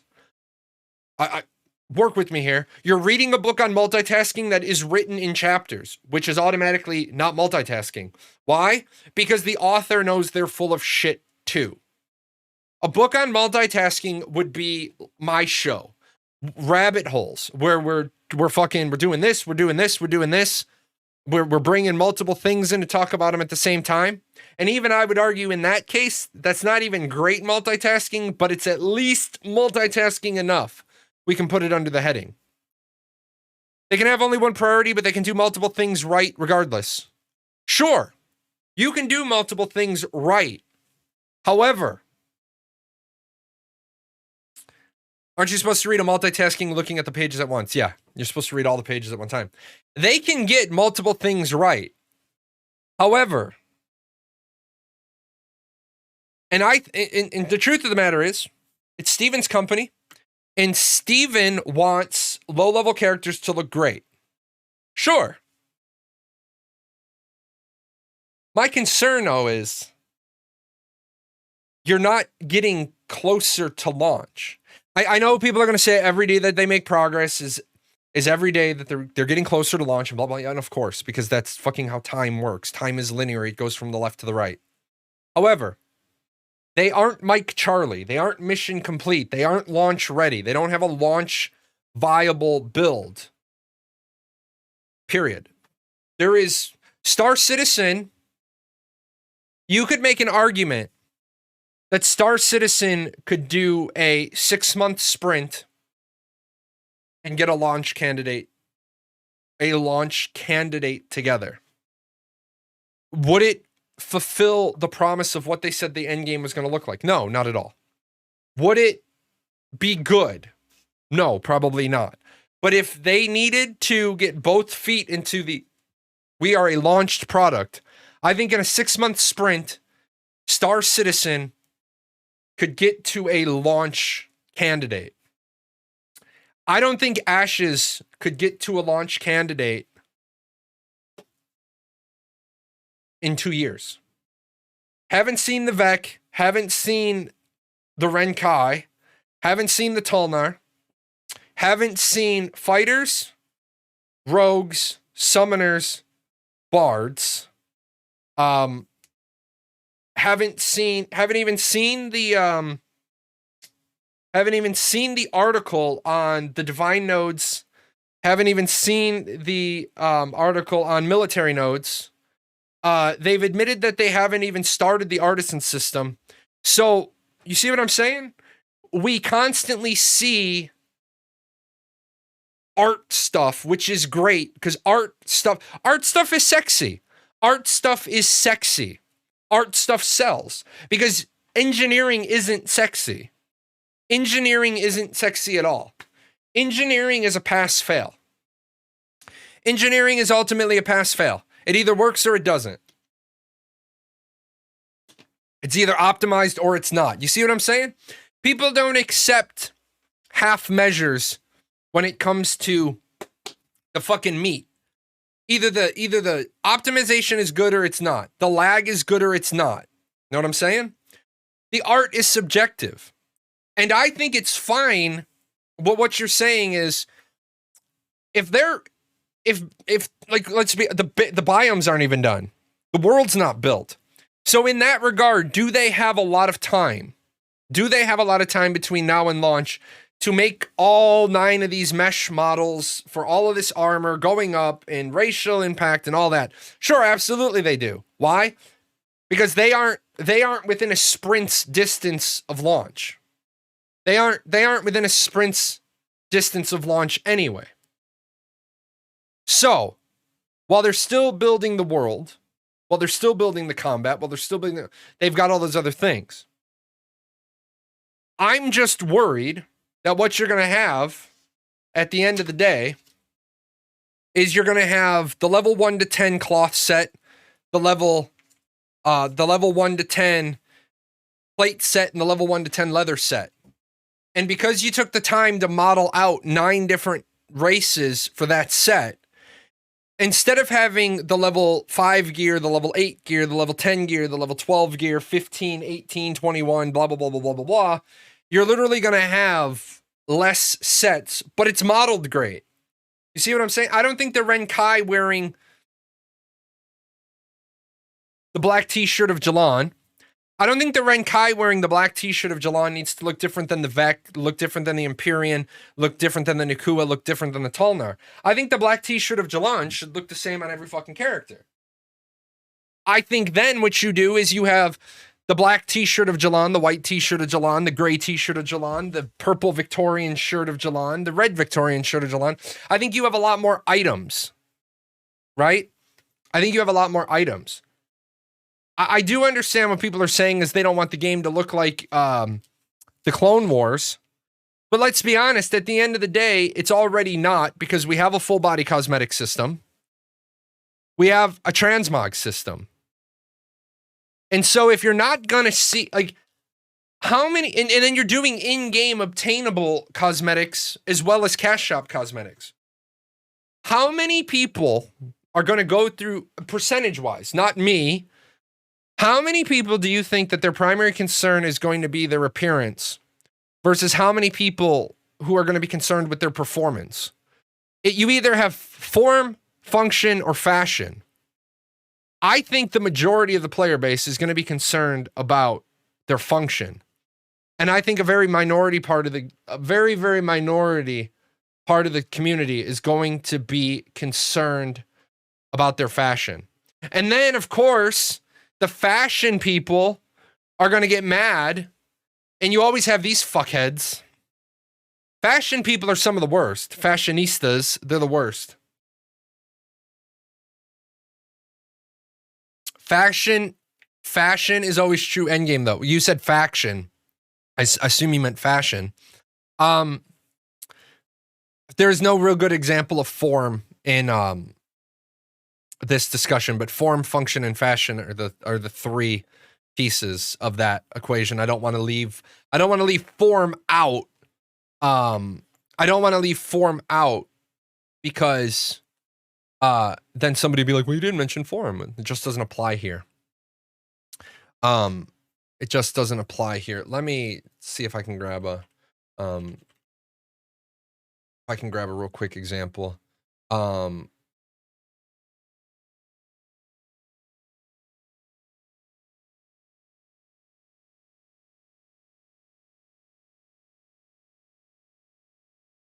Yeah, I don't have a good example of it here at this moment because the fashion industry uses a different 3 Fs. Oh, I can give you one. I can give you one. When Origin shipped me my PC, they shipped it in a wood crate, and inside of that wood crate was a cardboard box. And that's how Origin ships out their things. So the form was the double insulation. Now, when HP sent me my computer years ago, all it was a cardboard box. So in that regard, a lot of people would say, well, a cardboard box in the wood crate are fashion, and that wouldn't be. It would be what form of transportation? What does it look like? Man, when this computer came, it was all wrapped in a nice dress too. It has like this nice, like, man, they really take the time to ship these things. So yeah, that would be cardboard or wood crate form of shipping, function, safety. How much safety does it provide? Fashion, does it look good? Well, yeah, man, a wood crate with a fucking Origin logo on the side of it, that looks pretty sick as well.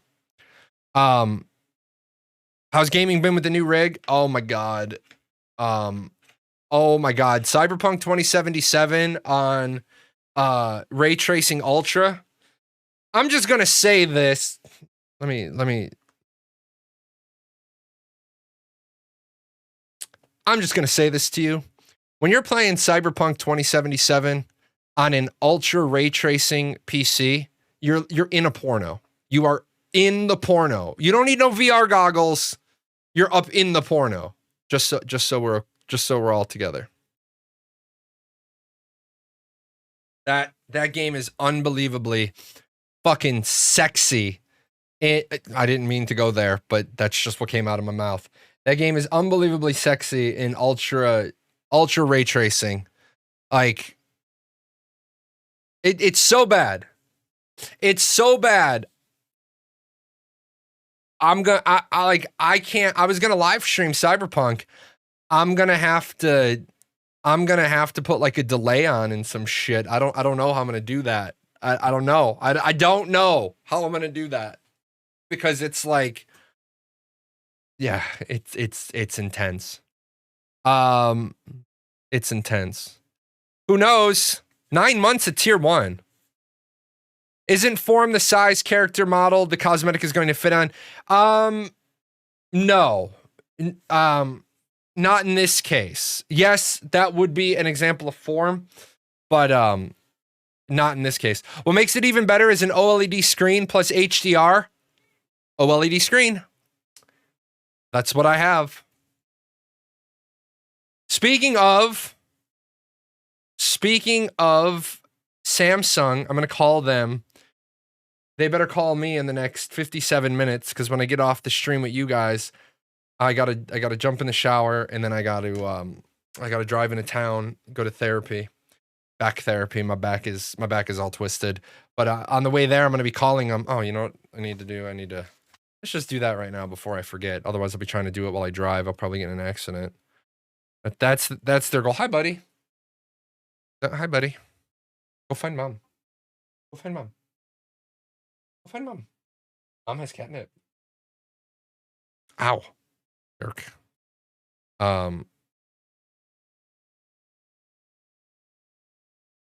It's funny. I just find it funny that, man, I'm still so hot to trot about the conversation I had with Samsung the other day. And I call them and I'm like, hey, where's my monitor? And they're like, oh, we're replacing it because we can't repair it. And I'm like, oh, okay. Well, when's the monitor going to come? And they're like, after 25 minutes of being on hold, she was like, well, we're going to call you back in 2 days' time. We're going to investigate this. And I said this, and then it got derailed by the person who's the best insult they could come up with was about my haircut. My entire officer performance report folder doesn't take 25 minutes to read, and it was a 15-year career, right? 15-year career, and it doesn't take 25 minutes to read. What the fuck do you like? I could understand if you come back onto the line and you say to me, all right, sir, I'm reaching out to other departments, I'm trying to get you an answer. But when you're like, I'm still reading, what are you reading exactly? Monitor is broken, part not available, must replace, ship customer new unit. Where is the hard part here? So, and the worst part is I was going to remount my monitors onto the sides of this desk and use the two as pullouts. And I was going to put and I'm still probably going to do a nice curved monitor in the middle, like 30 some odd inches maybe. And I was going to get a Samsung because I like all my gear to be the same, and fuck them. If they give me any runaround today, then Samsung will be on my not recommended products list. Like, how are you just going to like I'm a gamer, dude. I'm a gamer. I need my monitor. What are you doing? Are you being bad? Did you lock your brother in a closet? So, my cat's a dick. My cat will shut doors. If a cat goes in somewhere they're not supposed to be, he'll shut the door on them. The little jerk. That's what tears up my armrest. You have dirty paws. Realize that? You have dirty paws. So, where are we at? Now, here's another thing. Here's another thing. The number of weapons. See, I think that having a robust number of weapons is more, to me, having a robust number of weapons that integrates into the mechanics of the combat is more important than having multiple models of gear. Now, I do want to pull down, an example of the gear, because I'm not saying I'm unhappy with the gear that Intrepid is building. I think the gear they're building is fucking amazing. I think the armor they're building is amazing. This stuff is level 20 armor. Okay, this is level 20 armor, and I think this stuff looks great. Like, if they have all, and maybe get out of the chips. I think if they have the amount of development time, and this is one of those things outside looking in, they could potentially have all of the armor lined out to be done before they even have all the biomes done. And that is one of the things that you don't know until you know. It's easy to get frustrated and look at Intrepid's back in my days, appreciate that. It's easy to look at Intrepid and get frustrated and say, but you're not making any progress. And without going into too many details, we had a project once where an airplane needed to get repaired. And every week at an Air Force base, different people brief the wing commander. And one of the things the wing commander saw was that there was a plane that had been down for maintenance for a unacceptable amount of time. There's a big red number. The end of the spreadsheet was a big red block. And red is a dangerous color to use with your commanding officers because that's always the color you use for engage on. Put it in red and the wing commander is going to engage on it. And he said, well, why is this plane down for an unacceptable amount of time? And they said, because we can't get the parts we need. And of course, the moon and the sun and the sky and the stars and the alignment of the planets lined up where one day while I was the acting commander, I had to go to this meeting and I got asked a question and I knew I was going to get the question. And the question was, well, why can't you get the parts for this aircraft? And I said, the Defense Logistics Agency has a contract out for them. However, they have said that it's going to be 360 days until they get this part. And so then, of course, the wing commander starts freaking the fuck out because he's got this aircraft that's red. And everybody's freaking out, and I'm not freaking out because why am I going to freak out? And so I got asked a question because I just sat there and I let them all talk. And they said, you don't seem very interested or engaged with this discussion. And I said, I'm a process guy. What's the point of me being concerned or flustered? If the people who are going to give me the part say I'm not going to get the part for 360 days, if I have elevated this to the highest echelon of elevation I can with DLA, and the MAGCOM knows, and I've coordinated with the MAGCOM, I've coordinated with everybody. There's no part I can cannibalize. This part's not available. It's not an available part I can take off of an aircraft that's in the boneyard. There's nothing I can do, sir. 360 days is when I'm going to get the part. If we get it earlier, we get it earlier. But knowing their process, it's going to be 360 days. Then why am I going to put effort and energy into something I can't change? And the wing commander dismissed everybody and then talked to me, and he's like, "You've got a head on your shoulders. You seem to know some stuff." I said, "Yeah, I'm also not a lieutenant who's like 24. I'm 31 years old. I know what I'm doing." Actually, I was 34 years old. And he and I talked, and he became a mentor of mine. Said, you can't put effort, energy, resources. You can't run around screaming, "Chicken Little, the sky is falling." For all we know, Intrepid has given Bacon until July of 2022 to get all the biomes done. Well, let's not say July of 2022. I don't want to kick out 18 months for just the environment. For all we know, Bacon has been given a deadline because Bacon is the environment team lead. Bacon has been told you have to have all the environments modeled, done, finalized by December 31st, 2021.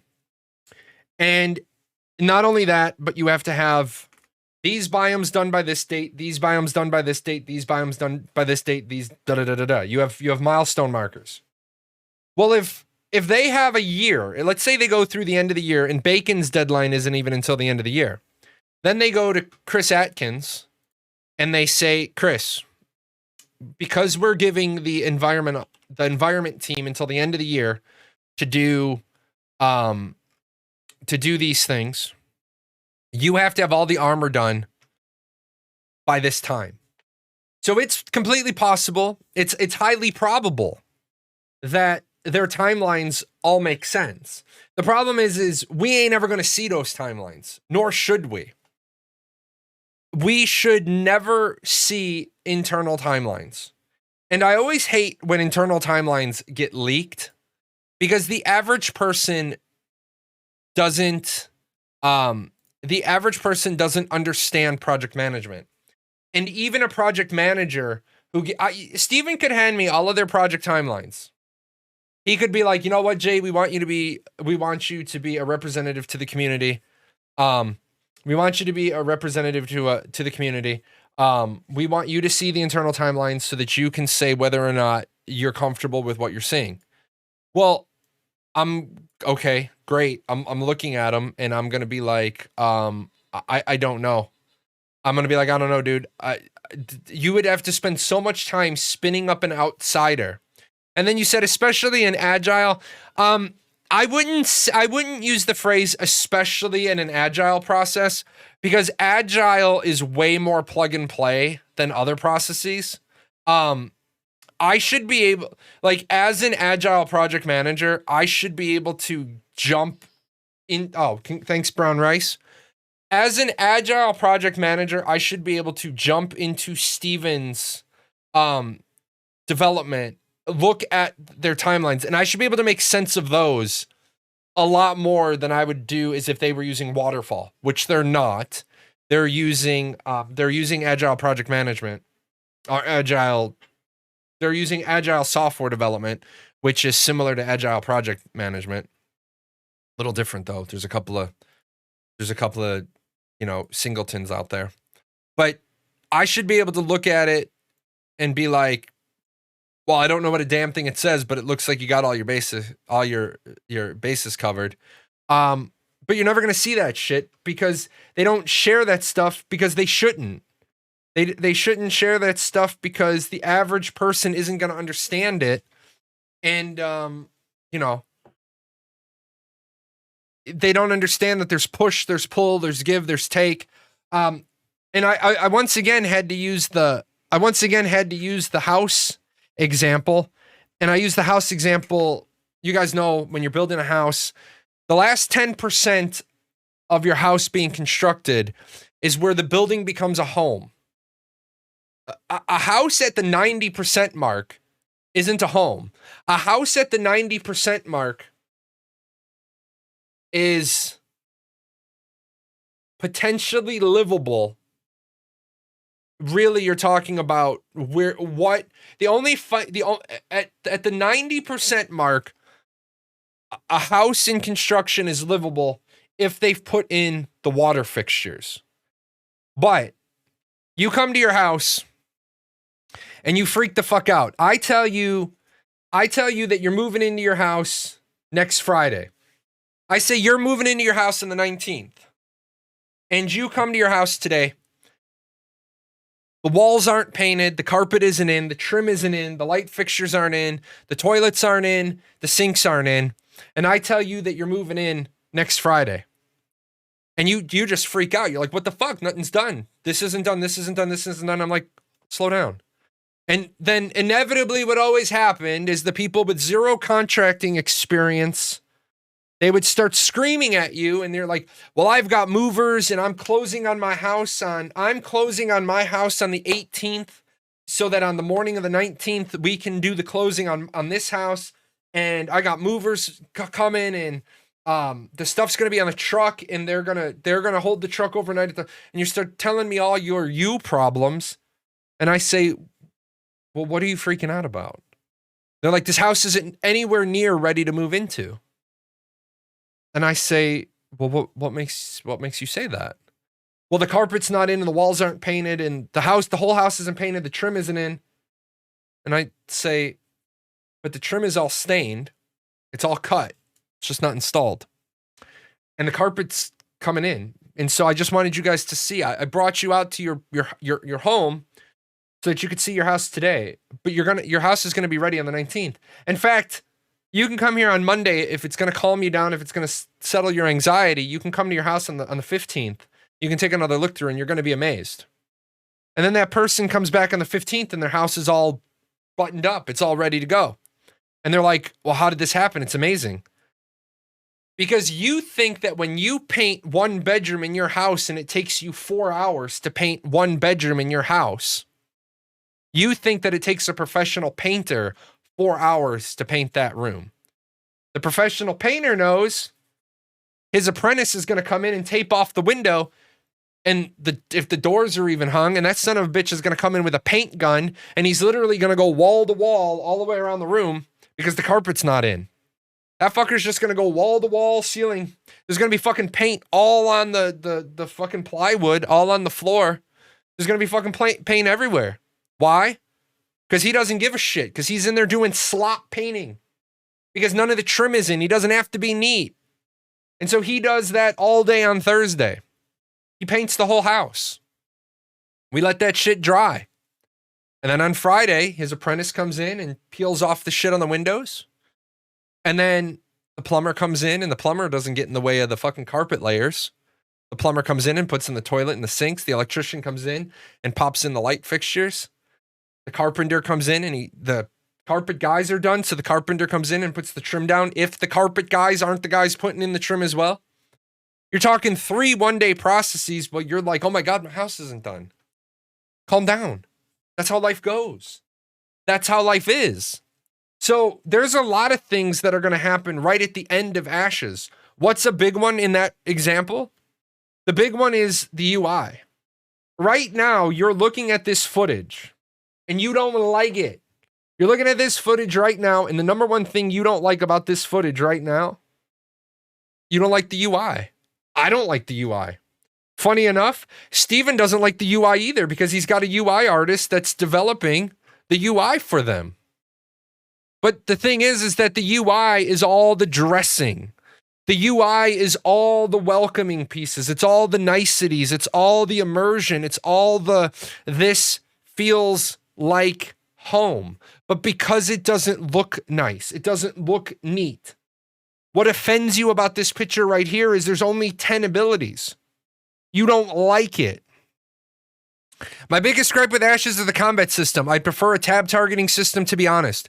Let me jump up real quick. I got to dehydrate. I'm on 1, 2, 3, 4, 5. I'm on my 7th tea. I'll be right back and we're going to talk. So you don't go anywhere. I'm going to tell you why you're going to be happy.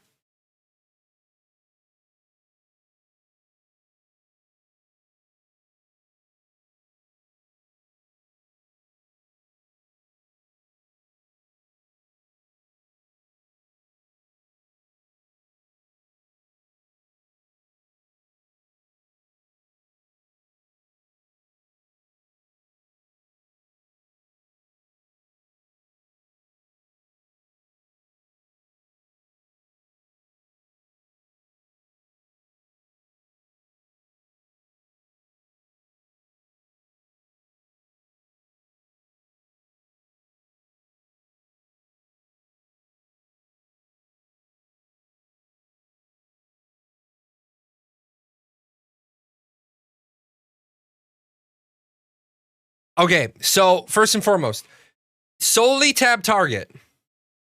Well, you can't say Guild Wars 2. Take Guild Wars 2, WoW, and ArcAge right off your list. Oh, those are what games you've played. Here's the thing. The action combat in the combat in Ashes of Creation is nothing more than enhanced tab. It's nothing more than enhanced tab. Because you get to pick your kit. I asked Steven back in 2019. I got so tired of everybody telling me what action is and tab is. And I said, you know what, guys? It doesn't matter what I call action or you call tab or you call this and you call that. I just said to Steven, I said, define action and tab for us. What do you call action as the subject matter expert on Ashes of Creation? Action for Steven is any ability that does not require a locked target. This includes ground reticles and off-center AoEs. So it is possible that you can build your entire kit without having any action abilities except for your filler attack. Now, solely a tab targeting game. Guild Wars 2, WoW, and ArcAge are not solely tab targeting games. Because in ArcAge, you have ground reticles and you have AoEs that off-center you. Well, some people say, well, that's a tab ability. And I said, well, no, technically it's not. I take ArcAge and I take an ability like Mend or Whirlwind Slash or Vicious Implosion or Vicious Implosion or anything that hits people that I don't have targeted. Well, those aren't tab targeting skills then, because I didn't have a targeted locked. So it's been a whole lot of years since we've had a game that is purely tab target and not enhanced tab with these other features. Now, you don't have to take a single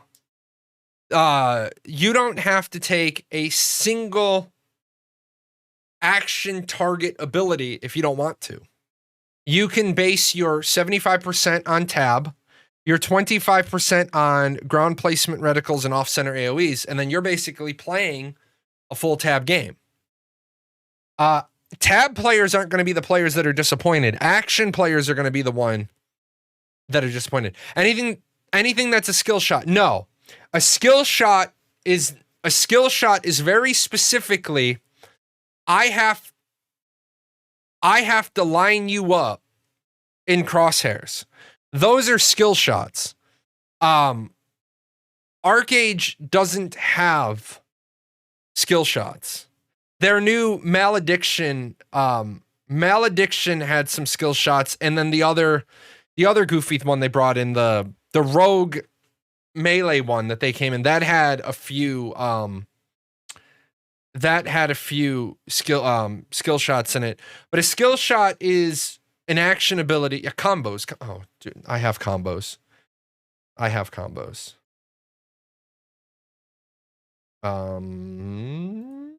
Names. Combos, more combos. A lot of combos. But like I said, combos. Said combos. Combos.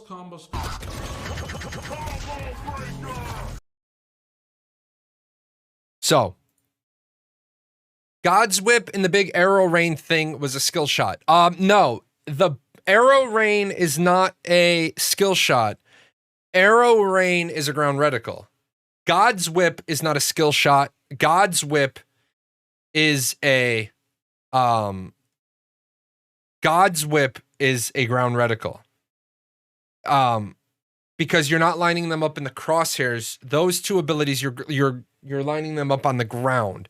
Because you're not, when you talk about a ground reticle versus a skill shot is that I have to hit the player.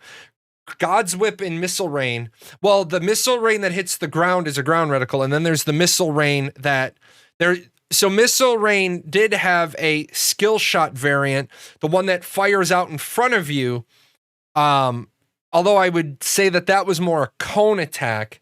It's okay, you can eat that, that's there for you. No, that's there for you. Please don't be a third sick kitty. We got our hands full with 2 sick kitties. Can you eat, please? 1 second. Can you eat, please? No? Okay. So if you have to hit a person with a crosshair, that's a skill shot. If you have to hit the ground and just time it when the person's in the ground, because the ground doesn't move. Ultimately, the thing is the ground doesn't move. So if you're aiming God's Whip to hit the player, you're doing it badly. You need to aim the God's Whip to hit the ground where the player's going to be. A lot of people used to try to aim for the players with God's Whip, and I was like, okay, I'm bad, but even I'm not that bad. Now, action players. Here's why you're going to be less than satisfied. Number one, you're not getting the BDO wombo combo. You're basically playing Street Fighter, in my opinion, combat system. You're not getting that. There are people who say that Ashes of Creation's combat is like Black Desert's, and I shake my head and I say, no. And then I ask them to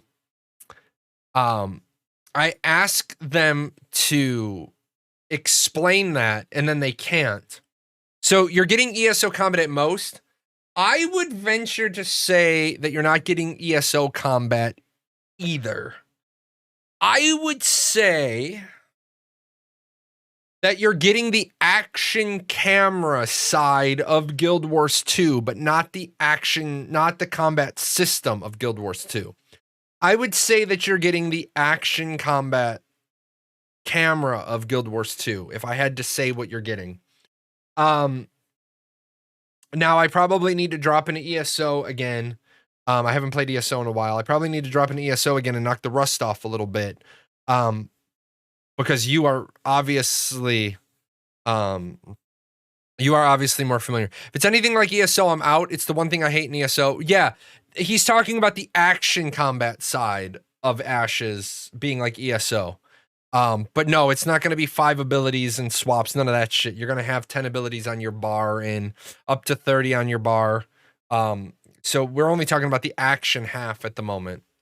I think it's fair to say placing a ground reticle can be considered a skill shot because it's not above the ground moving. It's about placing an AoE in an advantageous way, hitting them, or forcing the enemy into bad position. Okay, so you can want to say that a ground reticle is a skill shot all you want, but you'd be wrong. Period. There's a ground reticle is not a skill shot. Is there skill involved? Is there skill involved in placing a ground reticle? Sure. I'm not saying that there's not skill involved in placing a ground reticle, but a ground reticle is not a skill shot because I don't have to hit you. So hitting you with the crosshairs is like the defining feature of the skill shot. So when you're looking out, right? When you're looking out at the world, right? And here's my target. Wow, you skipped every day at the gym. So when here's my target, right? If my crosshair is here, I missed. If my crosshair is here, I missed. If my crosshair is here, I hit. So that's a skill shot, right? Now, when we're talking about a ground reticle, what we're actually talking about is I'm going to drop this on the ground, and we're kind of looking above at a bird's eye view, because I can't draw a 2D view. So if at the end, if while I'm doing that, if you're here, I miss you. If you're here, I hit you. But the ground doesn't move.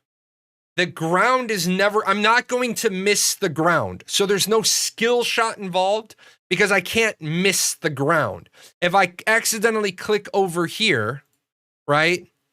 If I accidentally click over here, I'm going to, accidentally put the skill shot there. So I'm not saying that it's not skillful, but it's not a skill shot. ESO is tab targeting, boyos, is it? It's been a minute since I played ESO. I thought ESO was action.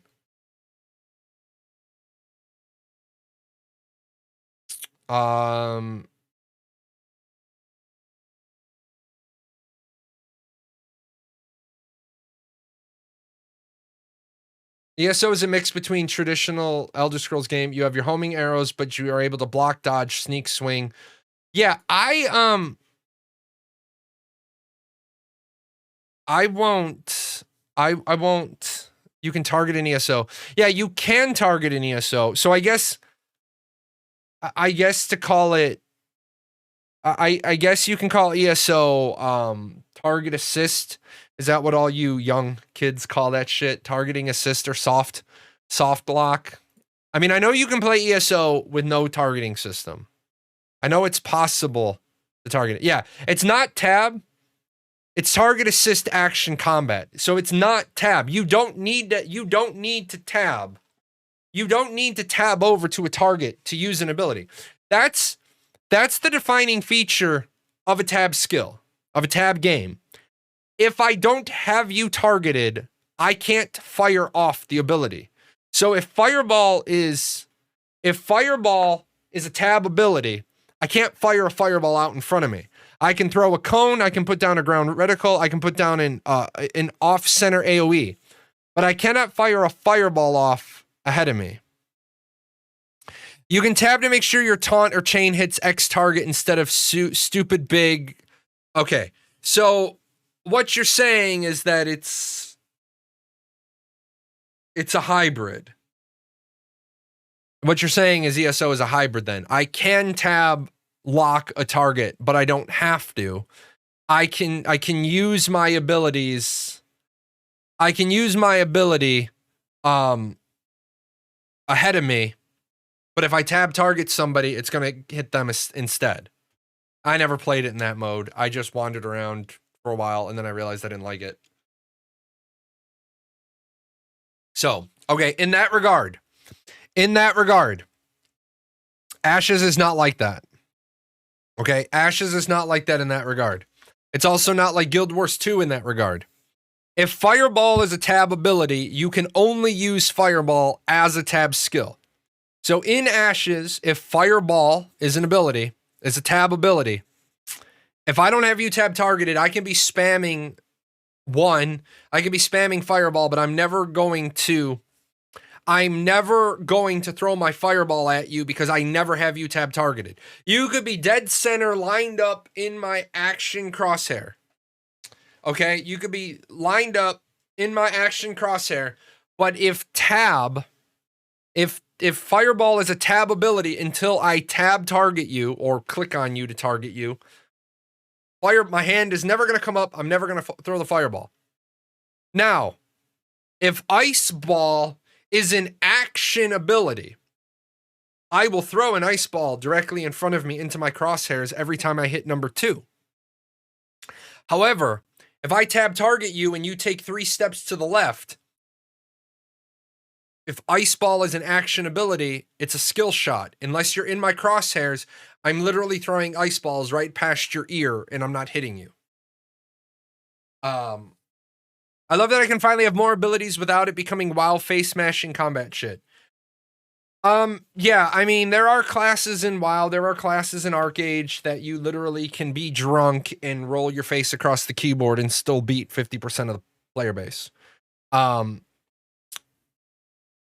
Poxbane, for example, in Arcage for a long time was literally, we made the joke that all a Poxbane did was bind the mana drain to their even number keys and their poop hand to their odd number keys, and then they just rolled their face back and forth across the keyboard.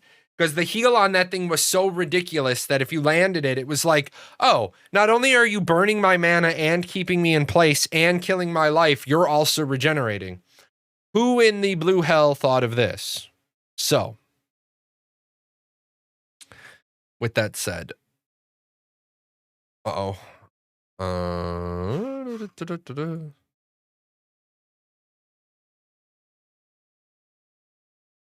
So, what else is going on? Anything else going on? I'm trying to stay caught up because any day I got to drive into town, I lose so much of my day. So, jumping at ESO. No, I remember ESO. It's not that I haven't played ESO. It's just I'm not remembering it clearly. So, how do you feel about the one-time death penalty for non-combatants when killed by a PKer? What do you mean? How do I feel about the one? What are you doing? You're not a goat. How do I feel about the one-time death penalty for non-combatants when killed by a PKer? I think it makes sense. I think when you die as a non-combatant, you take a 100% death penalty. I think if you want to encourage open world PvP, you encourage open world PvP by giving the people who fight back a cookie. Hi, this is my chair. So it's real simple. When I'm fighting you, if I come up and I start attacking you, you cannot get one shot. There are no one shots in Ashes of Creation. Now, are there one shots if you're a level 50 and you're attacking a level 10? Sure, most likely. But that's a different story. The time to kill is 30 seconds to a minute. 1v1. So you're not going to be getting one shot. Now, if I'm a green and I'm minding my own business and you come along and attack me, I have a few choices to make. I can choose to not defend myself and stick you with corruption. Or I can choose to defend myself, take a lower death penalty, and take a lower gear drop and all the other things that go along with the system. If you come along and attack me and you're level 50 and I'm level 35, because I'm on an alt, because there's no way you beat me to level 50. I'm level 35, you're level 50 and you're attacking me. Honestly, get fucked. You can get fucked because you're going to get saddled with a shit ton of corruption. Not only am I 15 levels below you, so you're going to get that, but chances are if you're the kind of person killing low levels, you probably have killed a bunch before. I think it's perfectly fine that there is a series of choices and a series of changing penalties. Any Paradox recommendations I should play before going into Ashes as a tank player? No, not right now. Once I have a game to recommend, I will recommend it. Hopefully something newer, because everything old is going to be irrelevant. I feel like you never finished your line of thought about why action players will be more disappointed. We were expecting there will be less action abilities. Well, yes. The reason why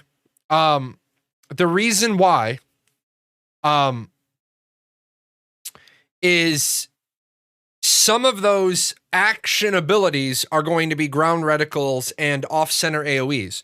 So your 75% is going to be things that action players are going to refer to as tab abilities. You're going to be like, that's not an action ability, that's tab, because there's no skill shot to it. So, how does a green attack a green? It's not in themed events because you don't use the flagging system. You are green. Yeah, Kane, that's an incorrect answer. So, Mick, that's an incorrect answer for you. You are green. It's a two-part process. You flag and you tag. So I am green. I control F to turn on my PvP flag. I am still a green. I have hit control F. I have my PvP toggle on. But until I hit you, I don't go purple. To go purple requires a flag and a tag. So you can't go purple to become a combatant to get the lower death penalty when you die to a mob, because there's nobody for you to tag. If you're farming with a party, you can't PvP on your party. So there is no way to enter the combatant state without starting PvP. This is done intentionally. This is an intentional design. In Arcade, you went purple by hitting Control F, and then you were actually purple. Now, all the rationale and all the reasons, they're doing that, I don't know. At this point, I'm only expecting the weapon skill tree to be anything action combat related. No, there are abilities that are action combat related. I can't go into the details, but there are abilities that are action combat related, and the weapon tree will be both action and tab. So yeah, don't think that the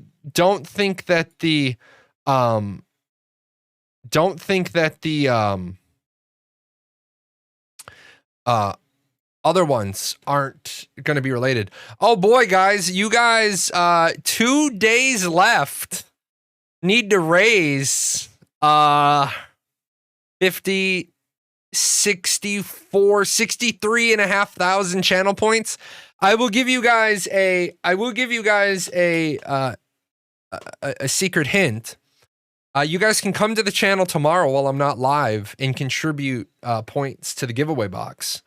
But yeah, if you guys gotta, I mean, we're averaging 100 people. I based it on 70 people.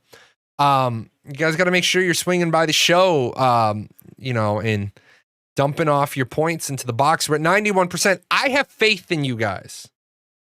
It's what 25 people, 25, like 25 people have to show up on Friday and all donate the 2,000 points. Or yeah, 25 people need to show up on Friday and all have the 2,000 points to donate. I have faith in you guys.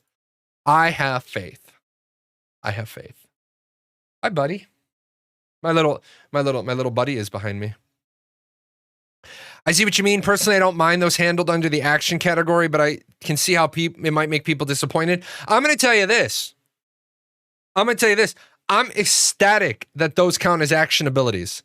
I'm ecstatic that those count as action abilities because that's how I'm going to fill out my 25% of my action kit. Off-centered AoEs, cones, and reticles are going to count for my 25%. I was worried for a long time that I was going to have like half a kit. What I mean by half a kit was I was worried that I was going to be missing abilities because I had to go like, I was like, okay, so I got to go 21 and 9. So I'm going to go 9 abilities that are action. And then I'm going to go 9 abilities that are action, but I'm not going to build into those. I'm just going to take them to keep my ratio equal. But then finding out that the other ones were,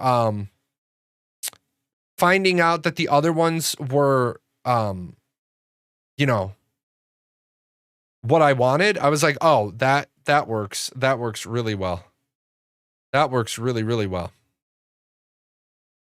So don't delay release for the 1 to 10 blink. Yes. No idea why that popped back up on my screen. Hi, buddy. He's being a good boy. Some of my tab abilities, I hope, have passives so I can skip some if I don't like the tab target abilities. No, your tab target abilities won't have passives in them. Your passives are their own. Your passives are your own heading. You see right here on the left-hand side on the blue, you have your passives. So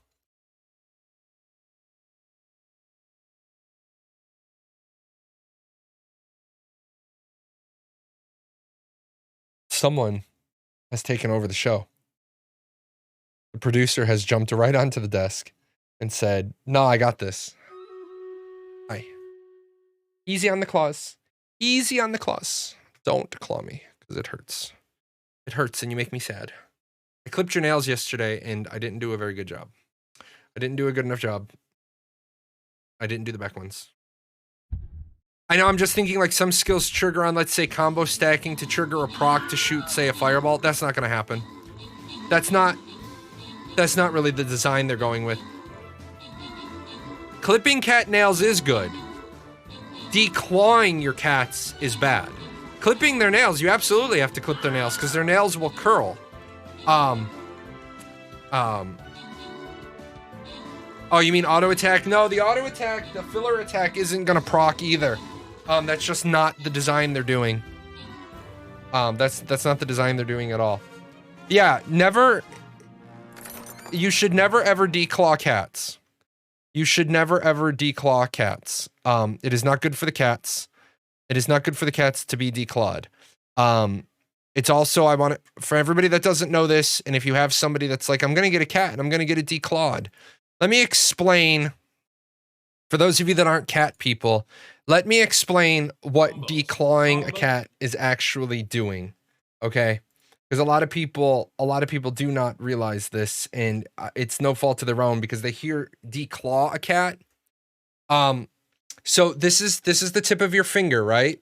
And when you stretch your fingers, you do sort of this motion, okay? You do sort of this motion, and the end of your fingers are stretching.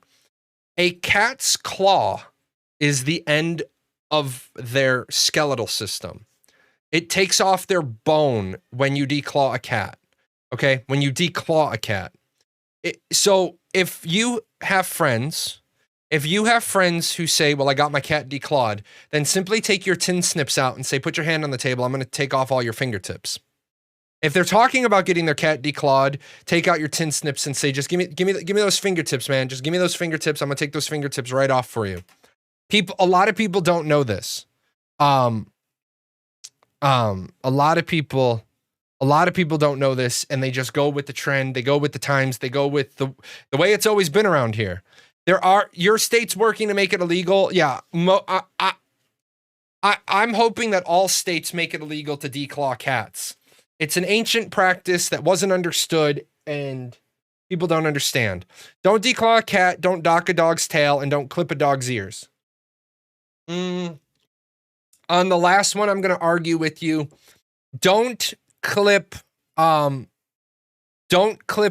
dog's ears for the cosmetic reason, and don't get mad when you see a dog with clipped ears, because that dog's ears may have been clipped for a medical reason.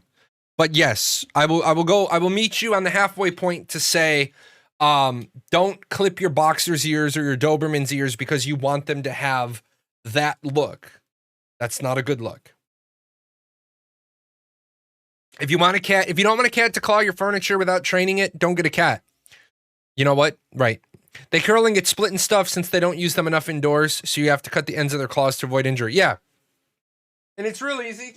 You always know when a cat's claw needs to be cut because it rounds. It should take you 60 seconds to clip your cat's nails. Most of them will keep their back relatively right.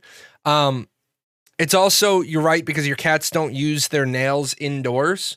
Like my dog's nails needed to be shaped once a year, but we had a really long asphalt driveway, and why my dumbass dogs would run down the driveway instead of going 2 feet over to the grass always amazed me.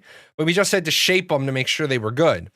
Cats don't go outside. Most people have carpet. If you have a hardwood, not even a hardwood, I don't think a hardwood's going to do enough, but if you have like a lot of tile in your house, you'll see your cats will walk around on just walk in circles because they're taking care of their own nails. I have confidence that the combat will be good. I think even people with PvP chronic death syndrome will enjoy it. I think people will enjoy the combat because they are working very, very hard to deliver what they tell you is they want to deliver you. They are trying to deliver you a AAA combat experience. They are trying to deliver you a AAA combat experience. So,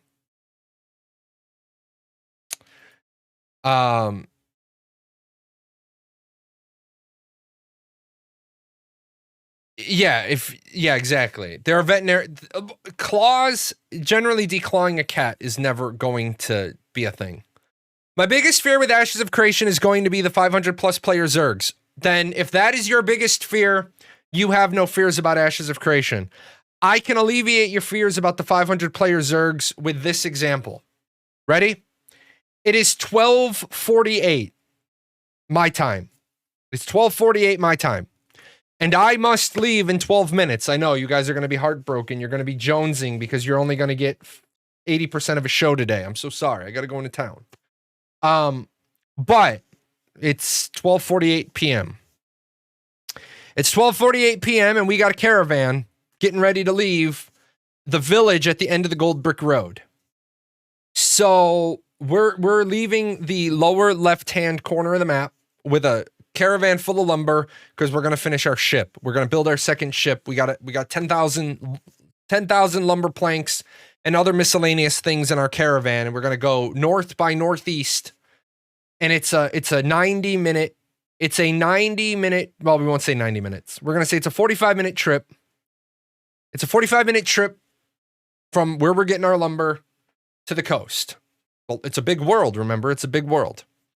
And it's 12:48, And right now, I am the master and commander of a 1,200 player Zerg Alliance.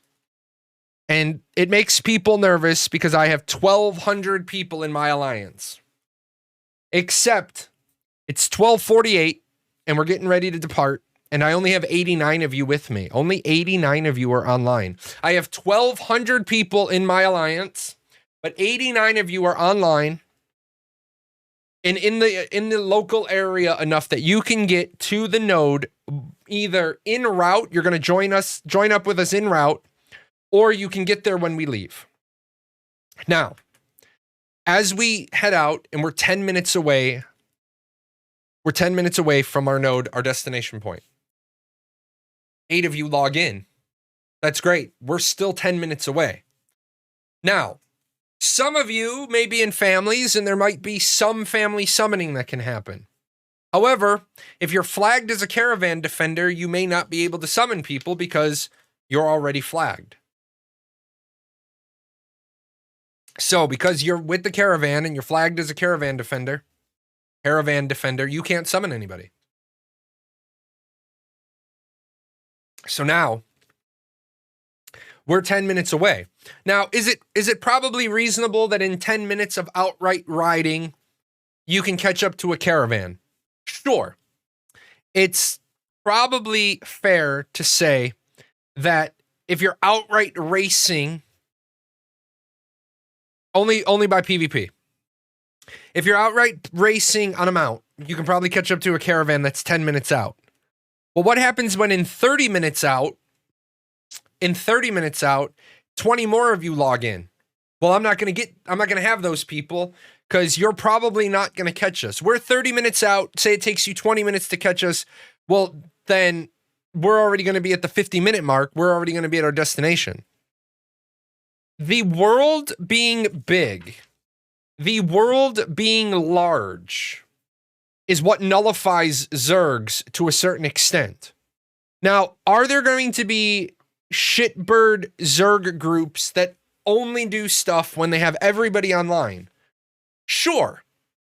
I don't want to try to sell you a bill of goods and say, no, that'll never happen. That'll happen. That will absolutely positively happen. There will be guilds that are so bad that they only operate when they have everybody online. So what do you do about those guilds? You attack them where they're weak. You do a little first book, second book, a little Sun Tzu. Know yourself and you'll never lose a battle. There's 500 of them.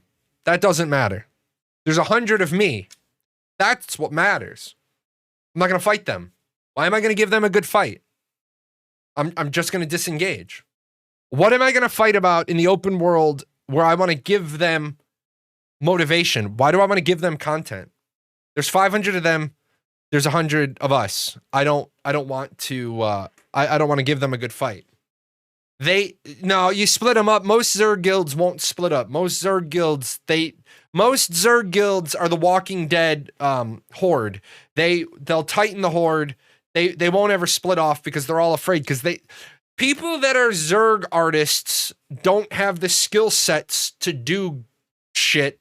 So they're getting them to even split up is difficult because they don't have anybody qualified to split off.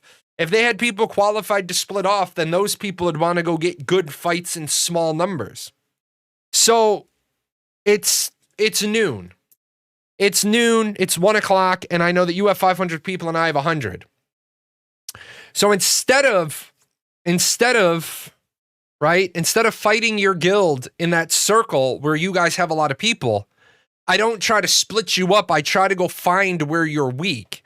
I have my 100 people. I know your Zerg ball is somewhere. Where are you running caravans? Where are you raiding? Where are you grinding? Where are you harvesting? Where can I go and fight you?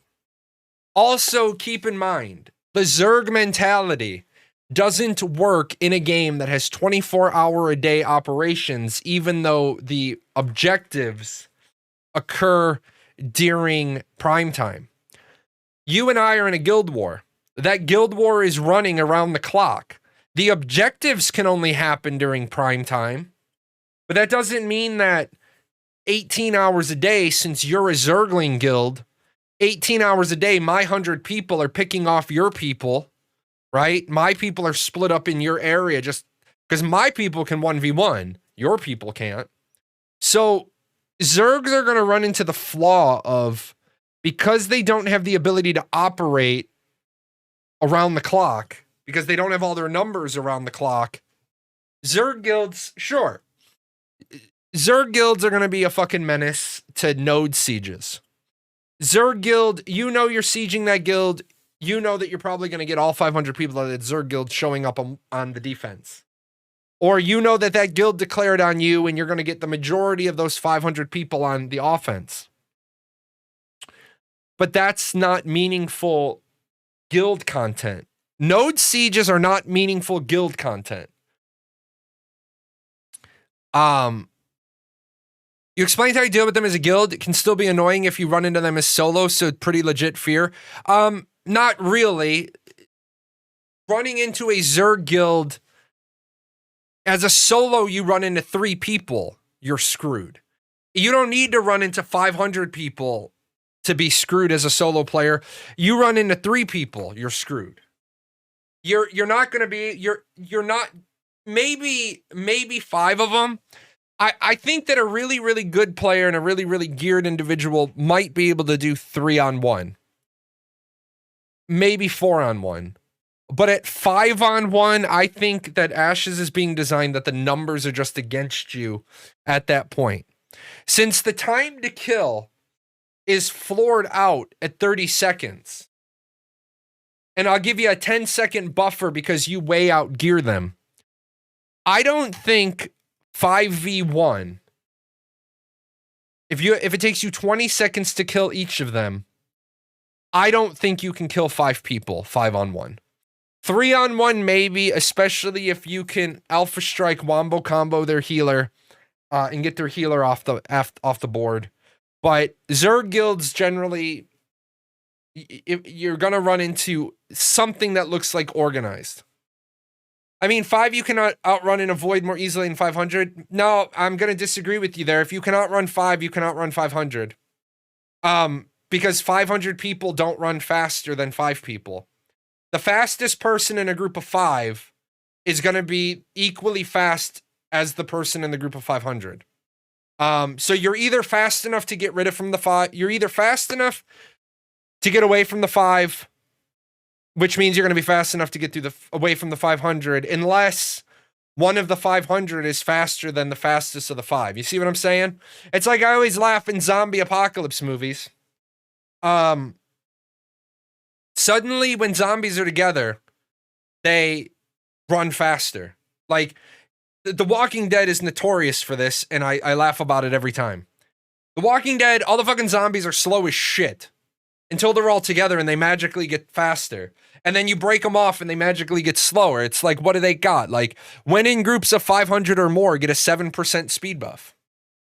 Yeah, you're unlikely to run into groups of 500 people because what are 500 people doing? Like, what are 500 people doing in the open world?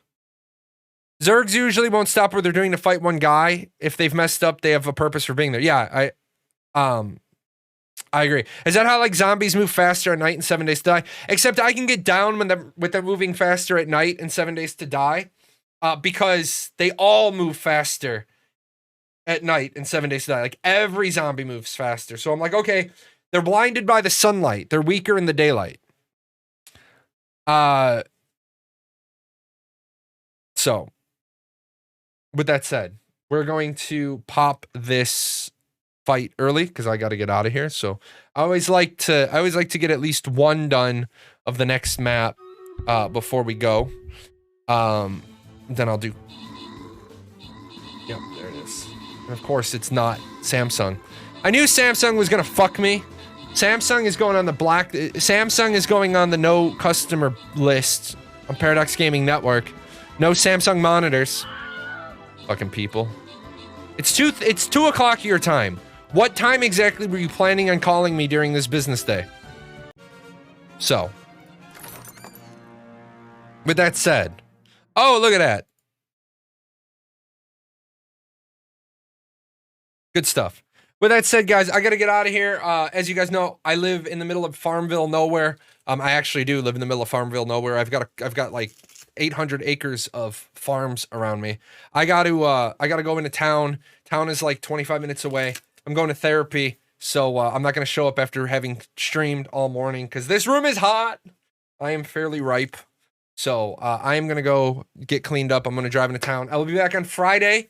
Friday will be a 5-hour show, maybe a little longer. Friday is Stream Raiders PvP. So the show might be a little bit longer on Friday just to make up on today's hour and do some PvP with you guys. Until then, I don't have any idea where any of my stuff went. So I will see you guys on Friday. Stay safe till then. And, you know, all I have to say is wear your damn masks.